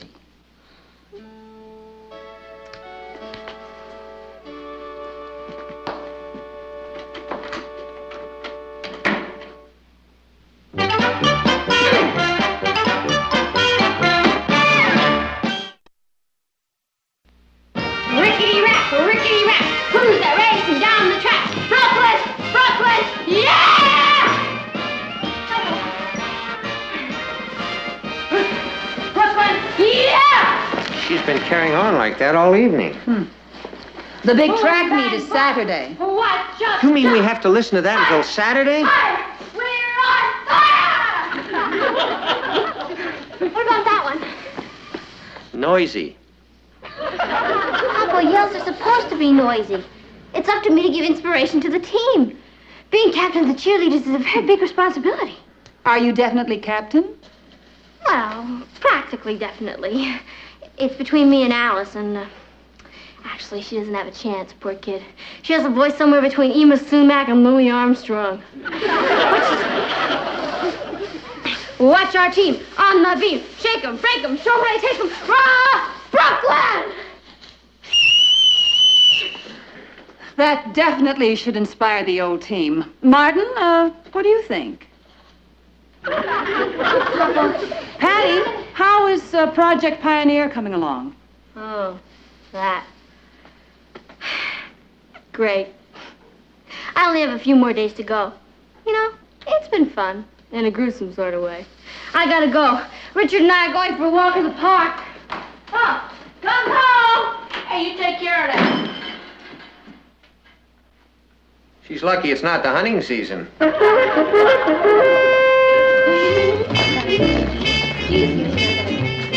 What do you have, Kathy? Sammy, I think I'll have a cheeseburger and a chocolate milkshake. I'll have a peanut butter on Dayton nut bread and a banana split. I'll have the same. I'll have a cheeseburger, a chocolate milkshake, peanut butter and date nut bread, and a banana split. Another year with you, Richard, we can all retire. What do you have, Patty? Glass of water, no ice. How long are you gonna keep this up, Patty? Until I drop dead or Monday, whichever comes first. Well, I certainly admire you. Oh, you can afford to. You're eating a peanut butter sandwich on date nut bread and a banana split. They did eat in 1800, you know. Yeah, but the peanut butter didn't come in jars and the bread wasn't baked by machines. Can't talk about it. I get all choked up. Hi, Kathy. Hello, Alice. Patty. Hi, Alice. Hi, Richard. Hi, Alice. Hi, Maggie. Hi. What are you having? Order something gooey. I enjoy hearing. Oh, I'm too excited to eat. Why? What happened? Oh, guess who's the new captain of the cheerleaders at the track meet next Saturday? I'd have to guess. I am. Oh, not anymore, you're not. Coach Edwards just made me captain. He couldn't have. He practically promised it to me. Oh, did he? A little bird must have told him that you're living in the dark ages and didn't have a way to the track meet Saturday. That wasn't a little bird. That was a little rat. Waiter, some cheese for my little friend here.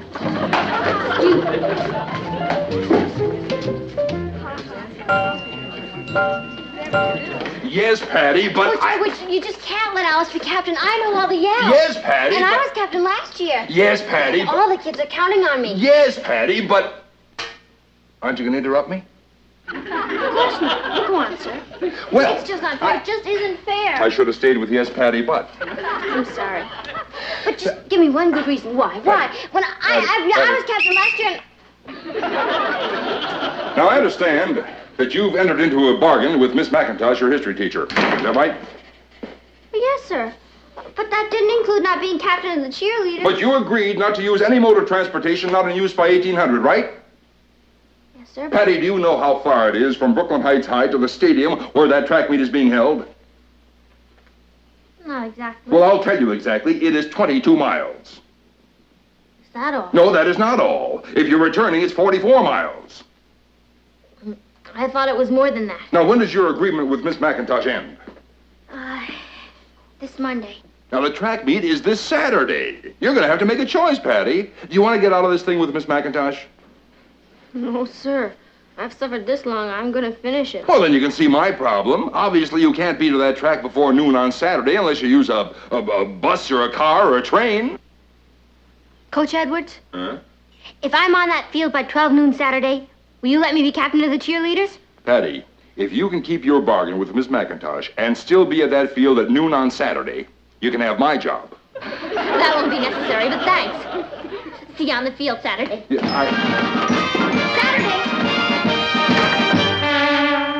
You know, I was thinking, Saturdays don't come around that often. Why don't we all take a drive up into the country today? Oh, I'm sure Patty can't go with us.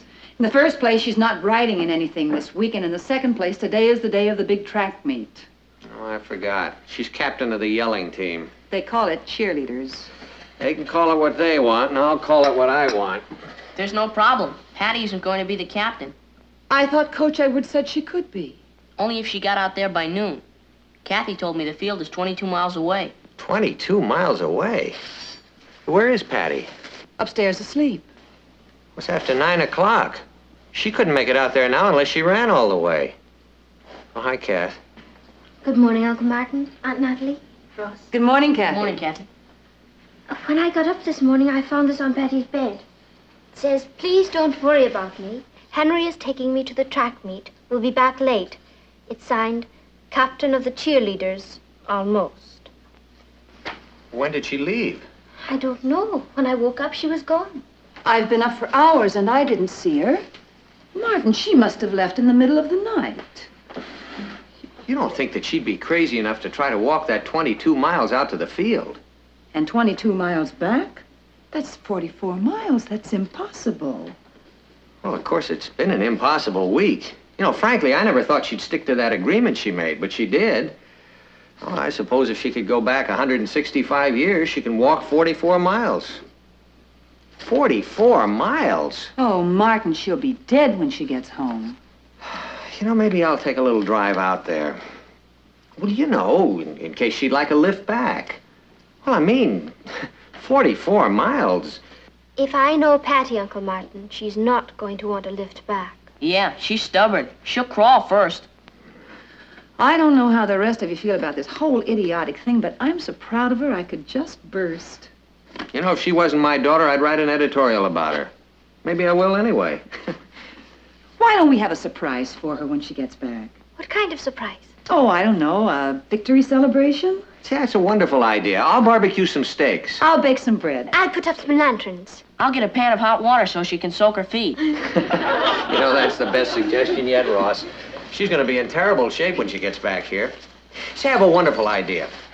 Why don't we set up a couch on the patio, and then she can lie down and eat her dinner? Hey, Dad, what time is Patty gonna get here? What? I said, what time is Patty gonna get here? I figure I wouldn't put the hot water into it until she got here. Oh, I think it's a good idea. Yeah, I'm not going to start that fire for a couple of hours yet. So I figure she's going to walk around 3.5, 4 miles an hour, maybe 5, 22 miles. She's got to rest a little on the way. Or she'll be here between 9 o'clock and 4 o'clock in the morning.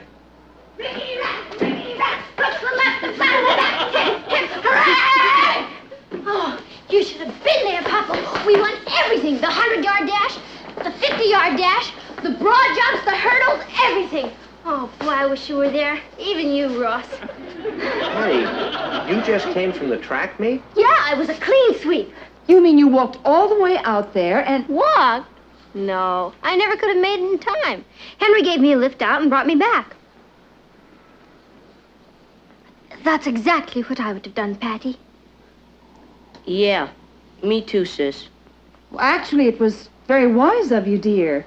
Yeah, there's nothing to be ashamed of. I mean, I guess it was a kind of a silly agreement anyway. I don't understand what you're all talking about. Oh, about your giving up your Pioneer Week agreement with Miss McIntosh. Well, if Henry gave you a lift out,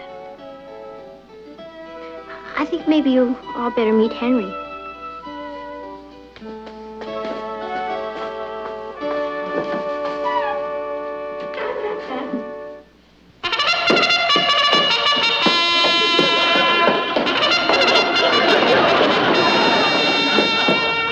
Henry, say hello to the group.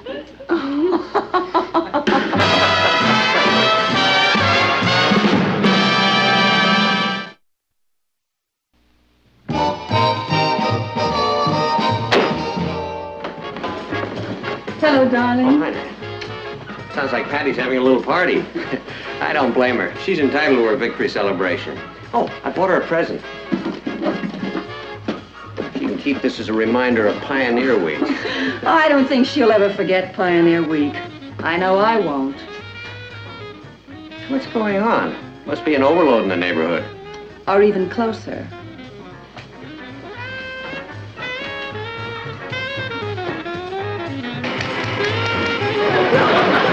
You're crazy. I'll bet you I could. How much you want to bet? All right, you've got it. I'll start for 1 week next Monday. Okay. Gung-ho! Oh, hi, Papa. I'm glad you're home. I want to ask you a question. What period did the caveman live in?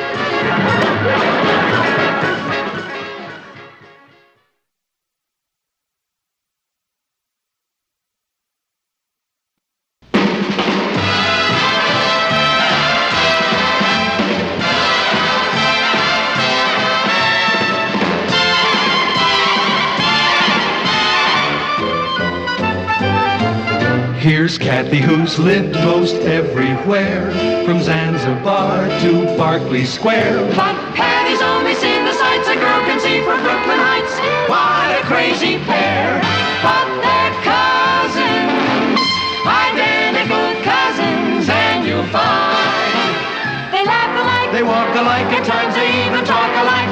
You can lose your mind when cousins. Give me a report later. I'm going to the library now.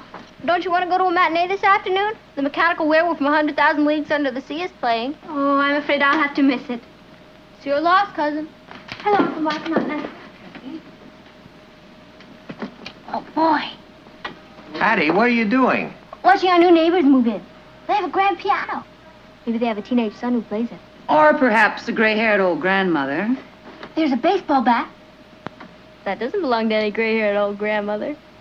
Patty, don't you think you're being just a little inquisitive? Also friendly. How else can you get to know your neighbors? Look, they're carrying a tool chest. Maybe the father's a burglar. There's a tennis racket. It looks like a teenage boy's tennis racket. He plays baseball and tennis. He's an athlete. What is she, a spy for the FBI? There's a car pulling up in front of the house. Family's getting out. There's the wife. She's wearing a mink coat. There's the burglar. There's my baseball player. What does he look like? He looks like he's 12 years old. That's what he looks like. 12 years old? Yippee, I got a new best friend. Yeah. Look at that flowered chair. They sure don't have much taste in furniture. All right, Patty, come away from the window and stop being so nosy. Who's being nosy?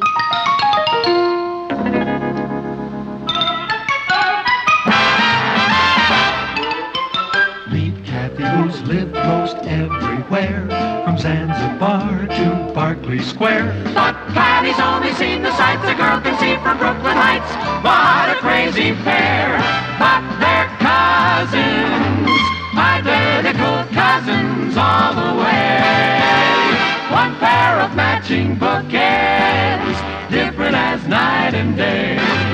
Where Kathy adores a minuet, the ballet russe, and crepe Suzette. Our Patty loves to rock and roll. A hot dog makes her lose control. What a wild duet.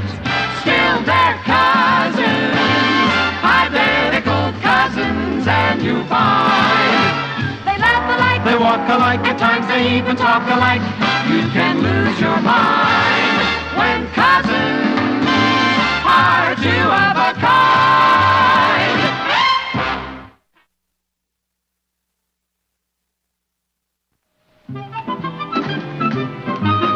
Hi, who are you? Who are you? This is Keith Gordon, our new next-door neighbor. He plays shortstop. Hi. How are you? Hello, Keith. Welcome to the neighborhood. Where are you from? He comes from Iowa. Idaho. In Brooklyn, we pronounce it Iowa. I understand you're going to be our next-door neighbor. Yes, sir. My father moved away from Idaho to get away from his sister-in-law. My father's a lawyer. He makes $12,000 a year. You know, moving days are really kind of hectic. Maybe you'd like to have lunch here with us. What have you got? Hamburgers? Okay. Can my brother come too? Oh, you've got a little brother? Why, certainly he may come. You two can play here today. And, Patty can help entertain you. Mom, the Mechanical Werewolf is Oh, the Mechanical Werewolf can wait. That's sure nice of you, Mrs. Lane. I'll go get Scotty. Oh, who wants to play nursemaid to 3 tadpoles? Have you ever seen a beautiful day go right down the drain? Oh, won't hurt you this one afternoon. Papa, these are my golden years. Every minute counts. He's coming. We'll wait for him. Good morning. I'm Scott Gordon. Well, hello, Scott. This is Mr. Lane. Well, Scott. Our son, Ross. All right. Excuse me, I think I left the water running upstairs. And that's Patty.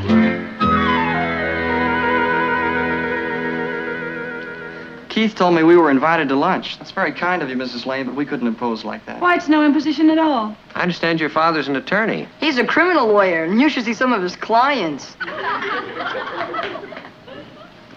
Did you get the water turned off all right, honey? Oh, yes. Thank you, Father. Well, I guess we better be going. Oh, aren't you going to stay to lunch? Well, some other time, thank you.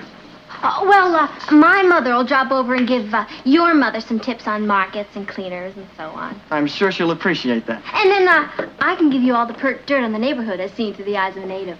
Pert dirt? Well, you know, the lowdown. How to tell the Mary Janes from the Scoties. If you get hung up with an ankle biter or a rink, you may just as well bag it. You'll have to teach me the language, whatever it is. It'll be a flip. I mean, be a pleasure. Well, I guess I better get going.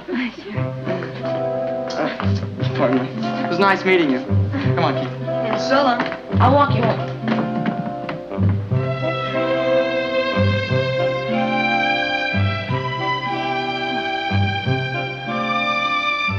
He's beautiful. I wouldn't call him beautiful. Oh, of course you wouldn't. But I would. Beautiful.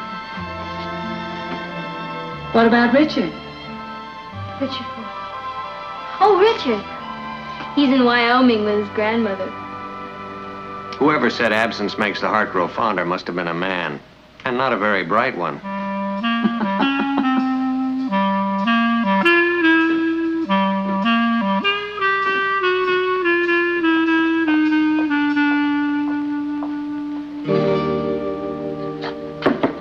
Anyone home? Hi. I thought you were going to a movie this afternoon. What? I said I thought you were going to a movie this afternoon. Oh. I decided to stick close to home and get a fast tan so I'd look good for him.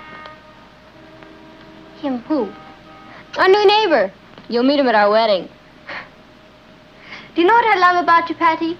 You have both feet firmly planted in the clouds. Well, meeting a boy is better than killing a day at the library. Oh, I didn't exactly kill the day. I met a boy myself. You're putting me on. No. It was quite nice, actually. Handsome? Attractive. Mine's a blockbuster. Mine's rather shy, but very intellectual. Mine's the athletic type. He's an extrovert. Say, why don't we double date? Mine hasn't asked me for a date yet. Neither is mine, but why quibble about details? Let's all go to a movie tomorrow night. Yeah, I can't just ask mine to take me to a movie. Well, you need a lot of shaping up. You don't have to ask him. If you play your cards right, he'll ask you, and he'll never know what hit him. What are you looking for? I want to see what movie the boys are going to take us to tomorrow night. Have you ever seen a dream walking, Maggie? Well, he's it. And he lives right next door. I mean, I can walk him home in practically no time. I'll call you back.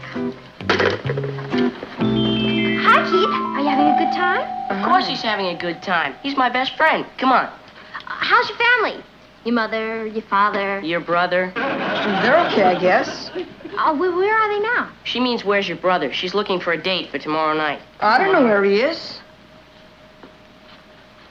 Do you know if your brother has any plans for tomorrow night? I don't know. Why don't you ask him?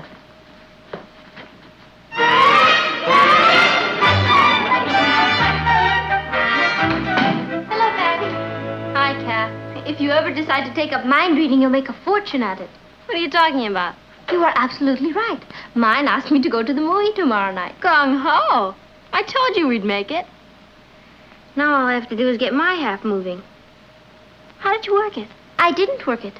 I was at the library, and he came up to me and started talking. And Miss Harvey asked us to be quiet. So he said we could talk better at the shake shop. So we went to the shake shop, and he asked me for a date. I couldn't have handled it better myself. Now I'll tell you what my strategy's going to be. I'm going to take the bull by the horns. I'll get it. That might be the bull himself. Ole. Oh, it's just an expression. Come on in. We were just talking about you. Well, I came about tomorrow night. Oh? First, I thought it would be interesting to see a movie, but then... What a great idea. Why didn't I think of that? Come on inside. Oh, I'd like you to meet my cousin Kathy. Hello, Kathy. Hello, Scott. You've met? Well, yes, we met this morning. I told you. Don't you remember? You mean he's... And then we met again this afternoon in the library. You mean he's...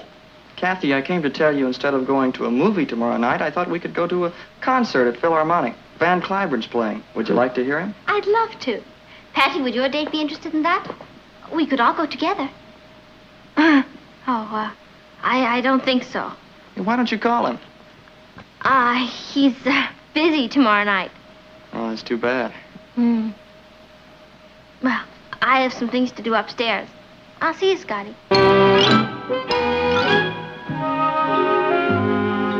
Where'd I go wrong? You and your cousin really get along well, don't you? Oh, yes. We're more than cousins. We're very good friends. I saw him first with double-crossing boy snatcher. He's mine. That's ridiculous. He asked me for a date tomorrow night. Oh, sure. After you cornered him and forced him to. Shh. I didn't corner him, but I didn't force him to. Oh, you quiet ones are the ones to watch. My own cousin double-crossing her own cousin. Why didn't you tell me he was your boy next door? That'd have stopped you? No. That's what I thought. Shh. You told me he was intellectual and not very good-looking. That's the way I saw him. You told me he was an athlete and handsome. That's the way I saw him. You have Richard. I'll trade you Richard and 2 Beatle albums. Why don't we let Scotty decide for himself? That's all right with me. You mean if he chooses me, you'll forget about it? That's exactly what I mean. But don't count on it, cousin.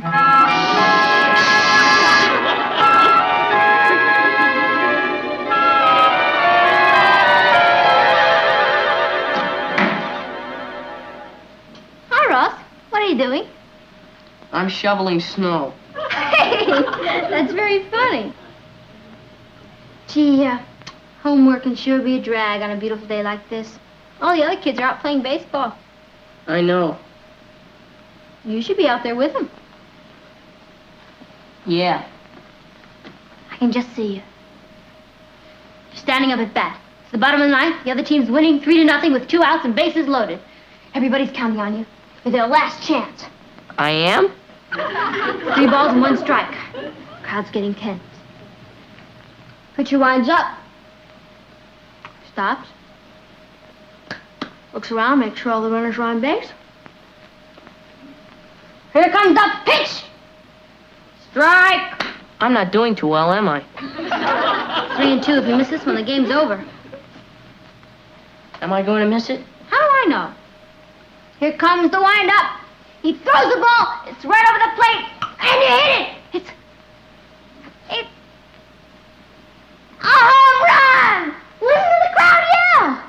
Yeah, listen to the crowd yell. You won the ball game, 4-3. Oh, boy. Go out and get him, Tiger. Who's gonna do my homework? Oh, I am. How can I play in the game? I don't have a glove. Why don't you buy one? I'd have to dip into capital. All right, I'll buy one. And do my homework. Your homework. Okay. Who do I have to kill? You don't have to kill anybody. All I want you to do is talk to Keith for me.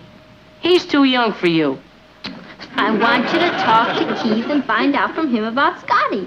You know, what he likes and doesn't like, his taste in sports, books, girls. I know his taste in girls. You do? Yeah, he likes Kathy. Do you want that glove or don't you? I don't know. I'd hate to double-cross Kathy. Oh, well, all right then. Just forget it.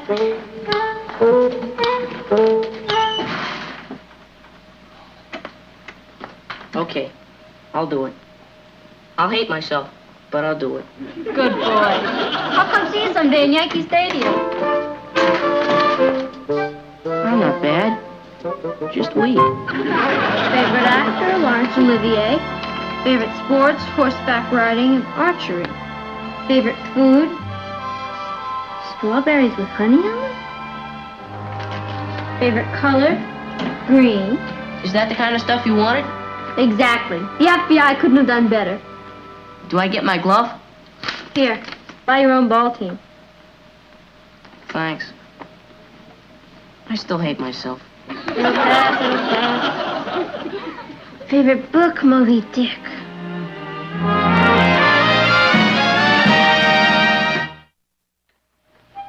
It was a wonderful concert. Thank you, Scotty. You know, Kathy, it's great finding someone who shares the same interests you have. You're the only girl I know who likes Bach cantatas. Am I? I'm so glad. So am I. I'll fix you a snack.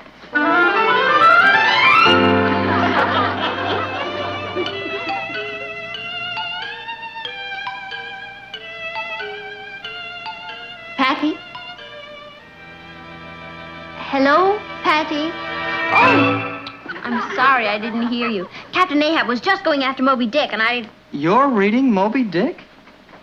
Yeah. I'm afraid I'm kind of a nut about it. I read it every few months. I've never seen you read it before. What's that bow and arrow for? What bow and arrow? Oh, this. I'm so used to holding it, I didn't even notice it. I'm getting ready for the archery tournament. You're interested in archery? Oh, yeah, well, I'm not out horseback riding. Gee, me too. Yeah? Oh, would you like some strawberries? I'm afraid I'm always eating them. Well, so am I. I guess it's my favorite food in the whole world. No. Oh! Wait a minute. I ruined them. Put honey on them. Honey? Yeah. That's the way I love them. No. Well, I thought I was the only one who ate them that way. I guess we never really got to talk before. Well, it's never too late. Shall we get that snack now, Scotty? No, I'll just have some of these, thanks. I must have read this 10 times. Me too. You'll probably disagree with me, but I hope Olivier does the remake. Don't agree. He's my favorite actor. Really? There are still some things about the book that I don't understand. It's just full of symbolism, you know? Well, I know. That's what I like about it. It's deep. Yeah. Tell me, Scott, do you think that Moby Dick is really a white whale? Or do you think that he's that terrible, terrible thing inside us that we must all hunt and kill? I think he's Captain Ahab's conscience. Do you? Well, it's exactly what I think. Well, I've written a thesis on it. Have you? I'd love to read it. Oh, would you? I'll bring it to school tomorrow. Maybe we can meet at the shake shop and I'll give it to you, if it won't bore you. Born. I think it's the most interesting thing in the whole world. Then I'll see you tomorrow.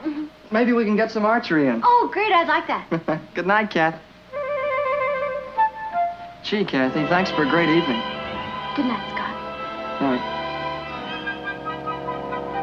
Oh, Scotty. My book. Sure. Thank you. I can't be without it. Well, I'll see you tomorrow, Patty. Good night. Good night.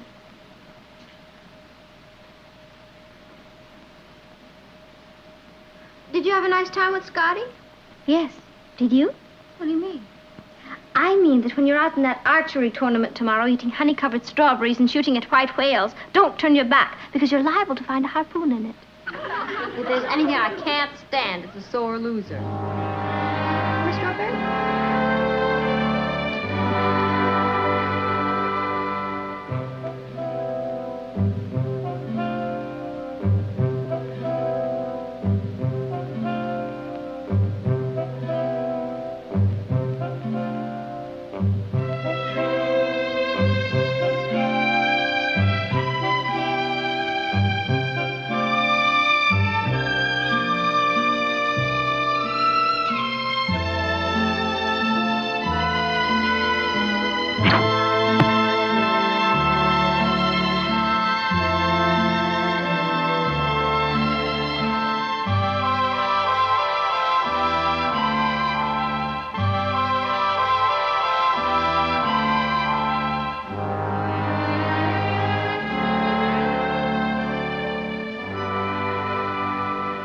I don't know what to say. How long has this been going on? Since he moved next door. The competition is fierce. Gee, nobody ever fought over me like that. I most certainly did. I just didn't let you know about it. Oh? You want some? Well, with all the boys there are in the world, I don't see why Patty and Kathy have to like the same one. I didn't even think they liked the same type. They don't. Each of them sees different things in Scotty. So Patty sees him as a handsome athlete, and Kathy sees him as an introverted intellectual. Sounds like a well-rounded boy. He's very nice. Well, how does he feel about them? Which one does he like? That's the problem. He likes them both. Sounds to me like one of them is going to have to give him up. Which one? Well, if I knew the answer to that, I'd make myself editor of the Lovelorn column. Martin, please do something. Okay. I'll make another sandwich.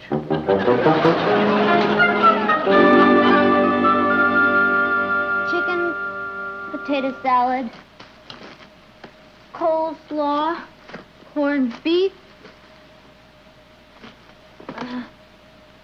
hot dogs, ham sandwiches, and soft drinks. Well, I've got my half. I wonder what he's bringing. Going on a picnic? Yeah. Yeah, as a matter of fact, I am. Scott just loves picnics. Have a good time. We will. Look, I'm sorry about this, Kathy. When you tangle with the master, you have to expect to be outmaneuvered.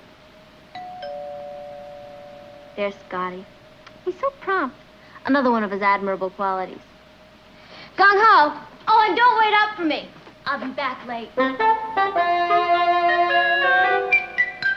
Hello, darling. Hiya, Patty. How'd you know it was me?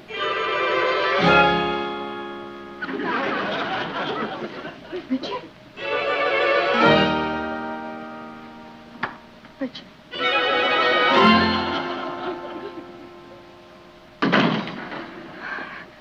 Richard, you weren't supposed to be back for another 2 weeks yet. Oh, I really missed you. Did you miss me? I knew how miserable you'd be here all alone without me. What's that? What's what? That basket. It looks like somebody's gone on a picnic. Oh, yeah, it does, doesn't it? You? Me? No, Kathy. And you and I are gonna go for a nice ride in the country. Ah, that sounds great. I'll be right back.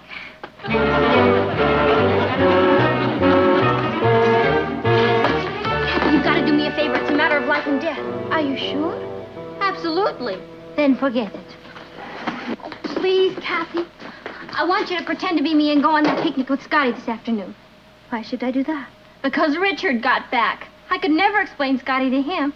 Look, you can keep my date with Scotty this afternoon as me, and then I can keep my dinner date with Scotty as me. I shouldn't do it. Oh, why not? You won't have any trouble fooling him. Think of all the fun you'll have at the beach. All right, I'll do it. You're very persuasive. Atta girl. Richard certainly picked an awkward time to come home, didn't he? Sure did. I'll never forget you for this, Kath. It's my pleasure. And remember, this is just the loan hours.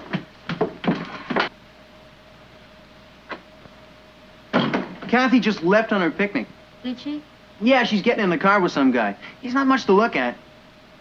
Well, they can't all look like you, Richard. No, I guess not. Kathy's a pretty thoughtful girl. You know, when she phoned me in Wyoming and told me how lonely you were, I came right back. She phoned you in Wyoming? Yeah, she wanted to surprise you. And she did. She really did.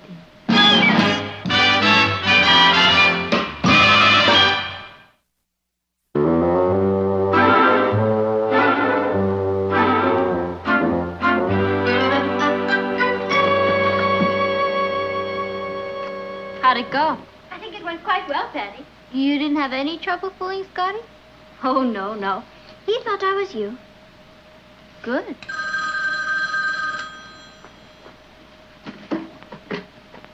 Hello? Yes, this is Kathy.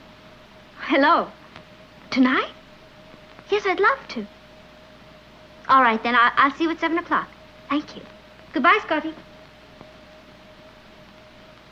Scotty? Maybe you've forgotten, but we have a dinner date tonight. I don't think so.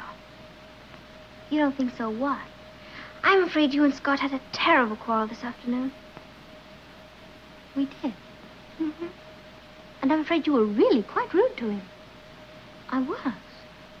Therefore, I don't believe he'll be seeing you again.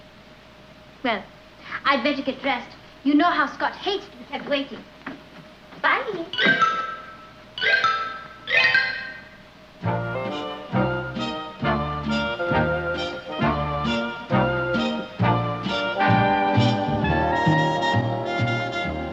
Like I always said, when you tangle with a master, you have to expect to be outmaneuvered.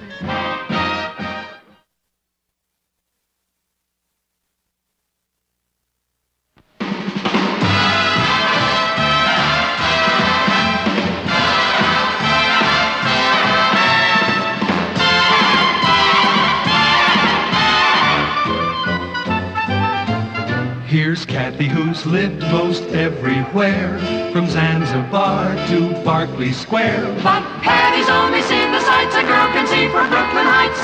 What a crazy pair.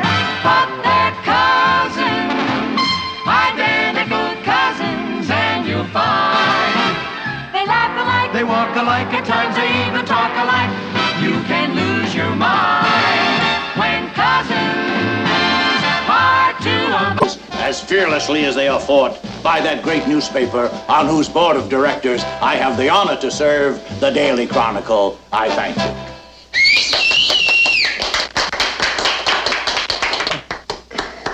you. Well, how's the sound? Well, it was stirring, TJ. It was a fine speech, Mr. Blodgett. It was a real gas. Yeah, well, thank you, Patty. I assume that is a compliment. Well, it's even better than like wow. What did you think, Martin? Very effective speech. Got me an ovation at the business club dinner last night. Dinner? I almost forgot. You see, you're a real spellbinder. Excuse me. TJ, that part about the Chronicle. Well, what about it? Well, forgive me, but it does give the impression that you're our personal candidate. Well, it's fine with me. People trust the Chronicle. But you just serve on our board of directors, as you do in dozens of corporations. Now, Martin, stop being such an old mother hen about that newspaper. Well, I am the managing editor. And a darn good one, too. One who's going even higher if I have anything to say. Do you hear that, Papa? You're my boy, Martin. You stick with me, and when I'm elected... And I'm sure you will be, Mr. Blodgett. Well, I better be, after all those terrible political dinners that I've been dragged to. I used to cover them. They call it the fried chicken circuit. Fried chicken, yeah. I tell you, it's coming out of my ears. Dinner's ready. Ah, well, now that's good news, Natalie. I'm looking forward to a home-cooked meal. Well, I hope you enjoy it. We're having fried chicken.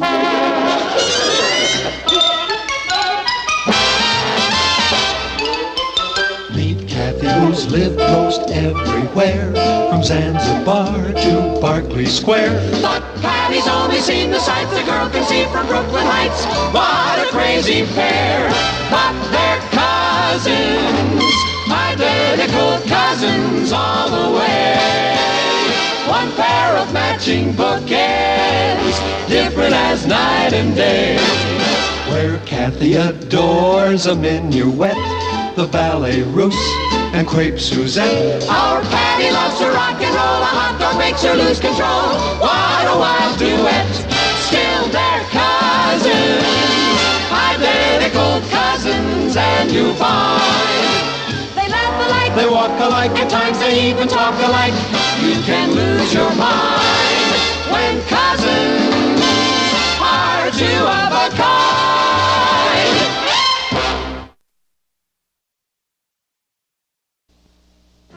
And so, this November, the voters will elect a president, vice president, 33 United States senators, and 435 members of the House of Representatives. Thank you, Kathy. Students, this is a very important election for all of you. The first in which you're old enough to take a serious interest, and I hope you'll take an active part in it. How do we do that, Miss Gray? Well, one way would be to start in your own neighborhood. Pick a candidate you admire and campaign for him. Kathy and I know a man who's running for Congress this year, T.J. Blodgett. Oh, yes, I read about him. Do you think he'd make a good congressman? Oh, yeah, it'd be great. Right, Kat? Why do you think so? Well, he made a campaign speech right in our living room. It was terrific. Really? Well, how does he stand on the important issues? Issues? Yes. For instance, aid to schools.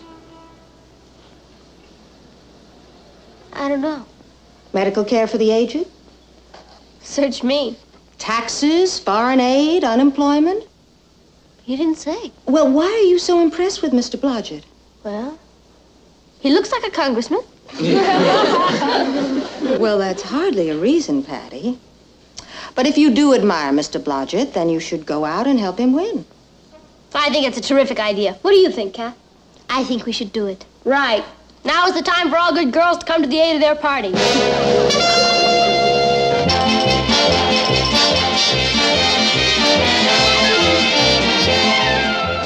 And so, Kathy and I talked it over, and we've decided we want to help get Mr. Blodgett elected. So you've decided to mount the hustings, huh? The what? Oh, that just means to campaign in an election. Oh. Well, TJ will be delighted. Is it all right with you, Uncle Martin? Oh, of course. I assume the two of you have both examined the issues and the candidates before you decided Mr. Blodgett was the man to back. Yeah. Because I'd want to be sure that you weren't enlisting because of what Mr. Blodgett said about helping me out down here at the Chronicle. It never entered my mind. Well, I'm glad of that. You really think it could help make you editor? No, Patty. And I would forbid you to campaign if that was your motive. Really, it isn't, Uncle Martin. We admire Mr. Blodgett, and we think it would be good experience for us. And it will. Lottie, if Mr. Blodgett's in the building, would you ask him to step in here, please? I can't wait to mount the hustings. Well, you realize this election is no walk-in. Now, the other candidate's a fine man. Who is he, Uncle Martin? His name is Clark Williams. He's a professor of political science at the State University. Professor? I bet he never had to meet a payroll in his life. Already, she sounds like a politician. Well, hi. Patty, Kathy, you come by to help Martin put out the sheet? Better than that, TJ. They want to campaign for you. Do they now? Then I'm practically in Washington. Can we start right now, Mr. Blodgett? You sure can. You go over to my headquarters and talk to Bill Duffy. He's my campaign manager. Patty and I would like to hear your views on the important campaign issues. Well, you asked Duffy to let you see my program. He wrote it. I'll phone Bill to expect you. Well, Martin, I'm off to the board meeting. You know, we're going to talk about what happens when Arnold retires as editor. Oh, boy. Down, Patty. Your dad's in good hands, Patty. So am I, with you two in my corner. I wish we really could vote for you. Well, now, maybe that could be arranged, Kathy. You talk to Duffy.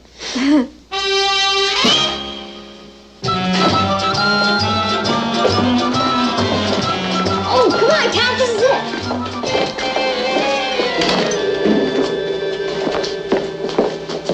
Okay, Henry.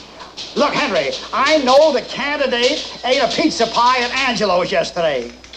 Okay, Henry, okay. You'll get equal time. Tomorrow noon, I'll bring the candidate to your delicatessen. Mr. Duffy? Yeah? Hi, I'm Patty Lane, and this is my cousin Kathy. We've come to mount the hustings. The what? To campaign for Mr. Blodgett. Didn't he call you? Oh, yeah, you're the kids. Here, start handing out these buttons. Oh, we'll be glad to. But, Mr. Duffy. Yeah?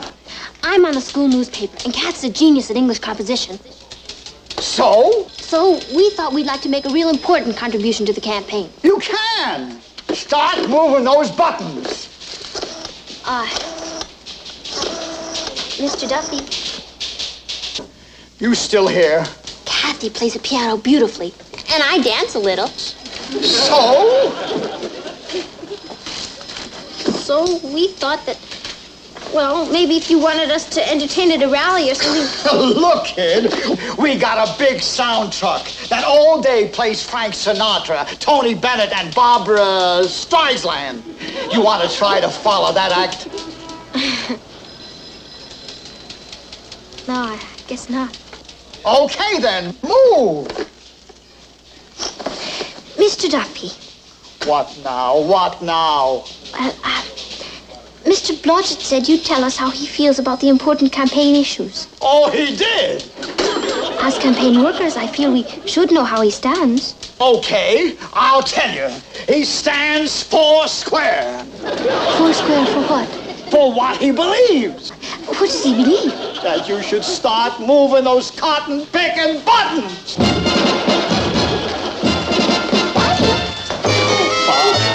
Bob, get me a...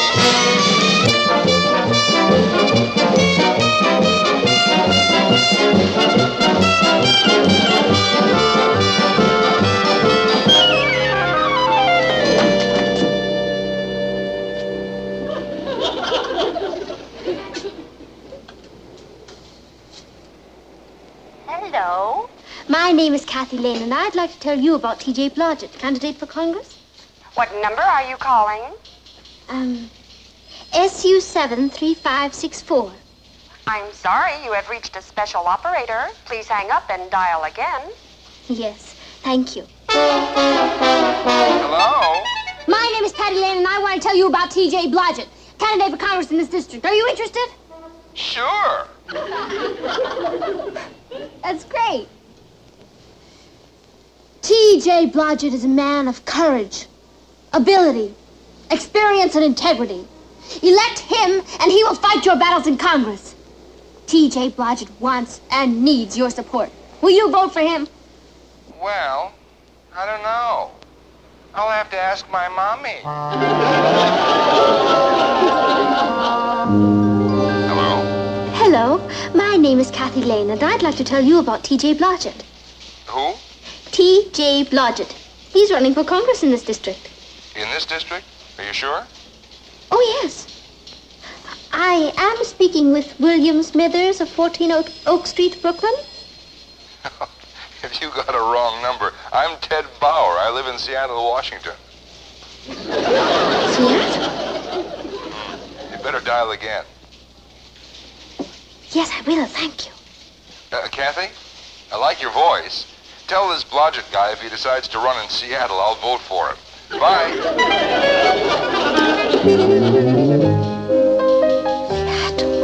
Who's that? My name is Patty Lane, and I want to tell you about T.J. Blodgett, candidate for Congress in this district. What about him? He's a man of courage, ability, experience, and integrity. He wants and needs your support. Will you vote for him? I will not. Why not? Because the guy he's running against is my brother-in-law.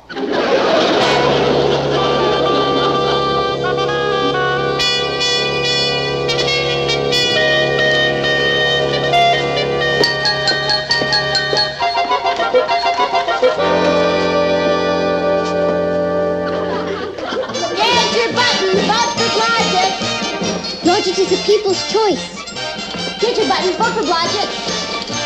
Good evening, ladies and gentlemen.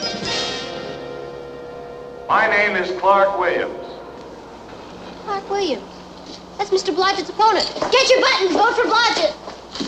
He must be holding a rally in there. Let's go heckle him. Come on. Oh, get your buttons, vote for Blodgett. I am a professor of political science at State University. Oh. I have also served as a town councilman, A real city manager, egghead. state assemblyman.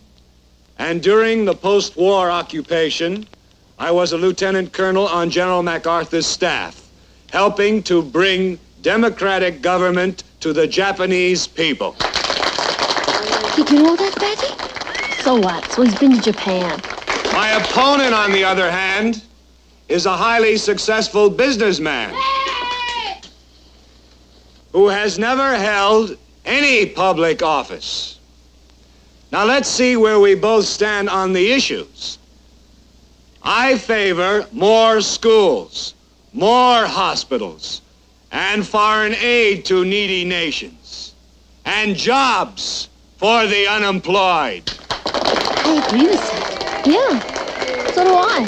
And you know something? It's kind of cute. My esteemed rival also supports these measures, but he has simultaneously called for lower taxes, reduced spending, a balanced budget, and an end to what he calls coddling by government. Now, friends, I ask you, how can we build more schools and hospitals and homes while spending less money? He's right. How can we? Don't ask me. Why don't we go see Mr. Blodgett? You're right. He'll know. Come on. How's the tie? Tie's great. Let me get the button. Well, the collar. You look great, TJ.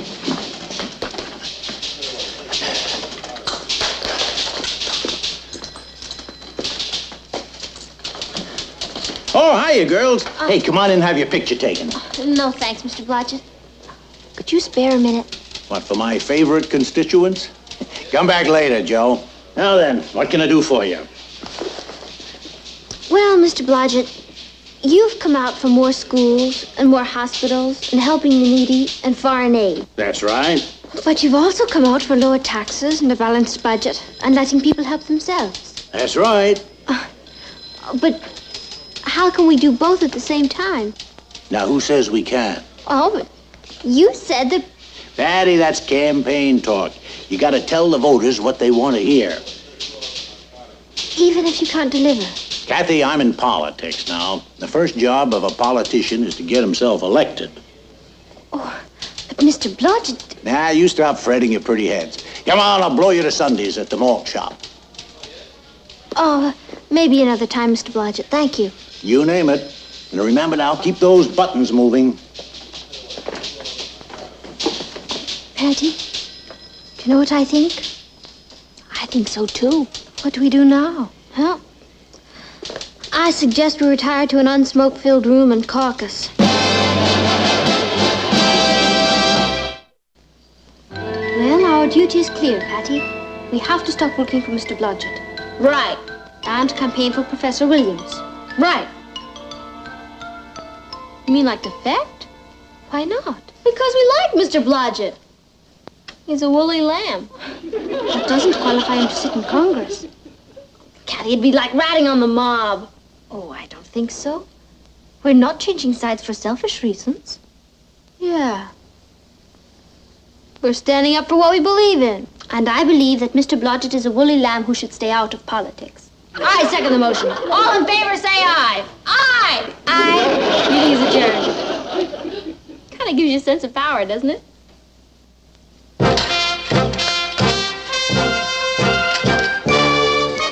Vote for Clark Williams. You'll be happy you did. Vote for Clark Williams. We need him. Thank you. Well, hello, girls. Hi, Papa. Gee, you never stop, do you? I hope TJ realizes what you're doing. Heaven forbid. Hello, Kath. Hello, Uncle Martin. Well, what's the latest message for the people? Oh, it's same old stuff, you know. Well, let's see. A vote for Clark Williams. Clark Williams? Yes, Uncle Martin. He switched to Brand X.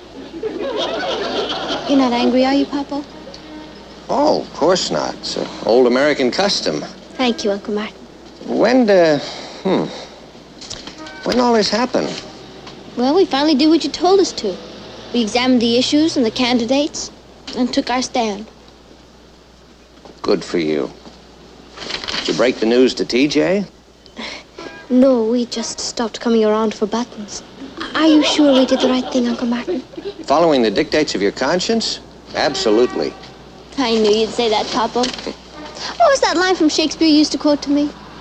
To thine own self be true. To thine own self be true.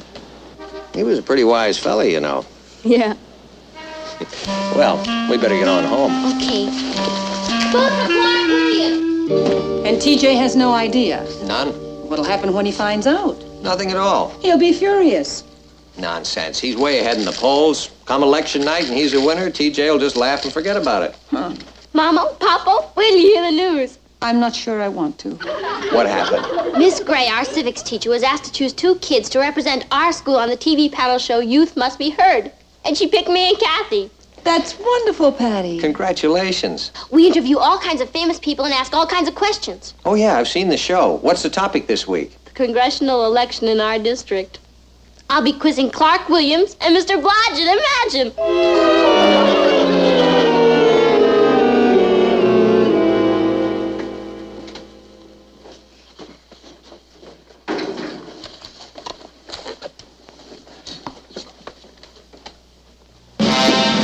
Welcome to Youth Must Be Heard, an unrehearsed public affairs program.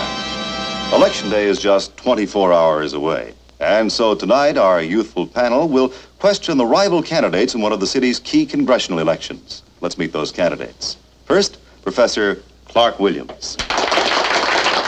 And at the other side of the table, his opponent, Mr. T.J. Blodgett. Now let's meet our young panelists, all from local high schools. John Maynard, Albert Kramer, and two pretty cousins from Brooklyn Heights, Patty Lane and Kathy Lane. Gee, the girls look so poised, don't they? There she is. Hi, Patty. Martin, I'm worried about what the girls will say. Nonsense. What could happen? Now let's start the questioning. Mr. Williams, what made you decide to run for Congress? Well, John, I believe today more than ever we need experts in government.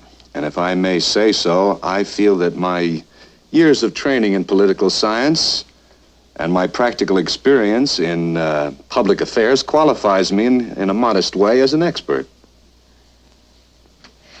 Mr. Blodgett, what made you decide to run? Well, no, I'm an amateur at this game, but frankly, it seems to me that the trouble in Washington is we have too darn many so-called experts now.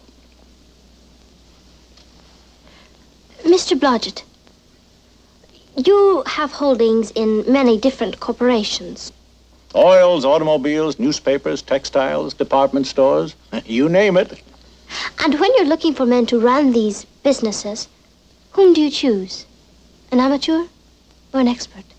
Why, an expert, of course. Oh, well, now that's different. I mean, it's business. What made you Boy, she sure gave it to him. Right between the eyes. Well, now we know what can happen. Professor Williams, do you feel you have any special knowledge of the problems and needs of the district you're running in? Well, I should. I grew up in the district, married a neighborhood girl, and now I'm raising 3 children there. Thank you. Mr. Blodgett, you don't live in the district, do you? Now, you know I don't, Patty. You've been to our place in Dutchess County. Oh, yes, it's a beautiful estate. Acres and acres along the Hudson. That's right. I'll bet it's almost as big as this congressional district. Well, could be. And Mr. Blodgett has horses up there, and sheep, and pigs, and prize cattle. And chickens, too. Hardly any people. And isn't it the people whose needs and problems our next congressman must know about?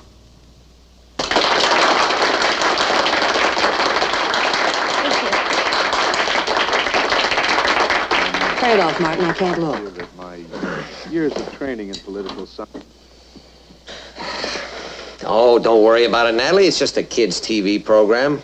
It couldn't affect TJ's chances one bit. Let's hope not. Or you may be the only managing editor of a New York newspaper with a permanent black eye. And with 80% of the returns in from the district, here are the tallies.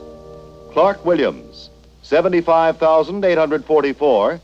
T.J. Blodgett, 18,300. Well, it's a landslide for Williams. Yes, and right on our heads. I'm awfully sorry, Aunt Natalie. We didn't realize.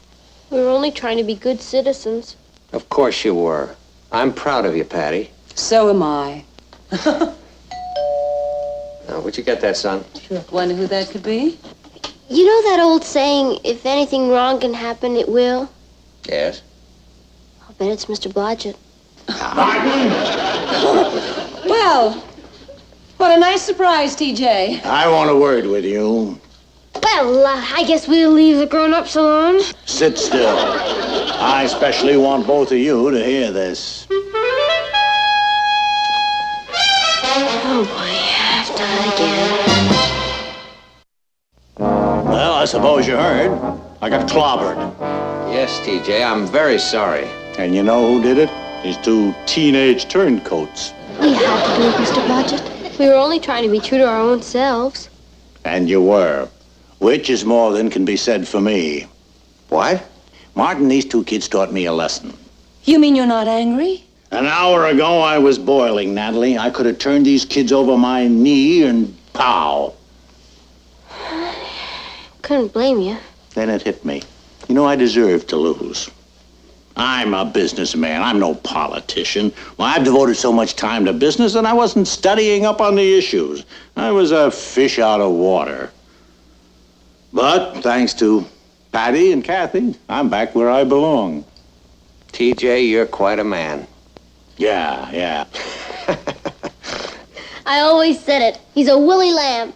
I vote for that. Well, guess let's go over to the malt shop and have those sundaes I promised you, huh? Come on, Ro, I'll tell you that.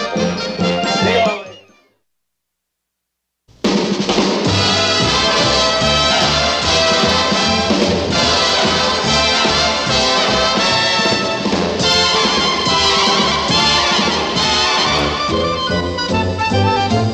Here's Kathy, who's lived most everywhere, from Zanzibar to Berkeley Square. But Patty's only seen the sights a girl can see from Brooklyn Heights. What a crazy pair. But they're cousins, identical cousins, and you'll find they laugh alike, They walk alike, at times they even talk alike.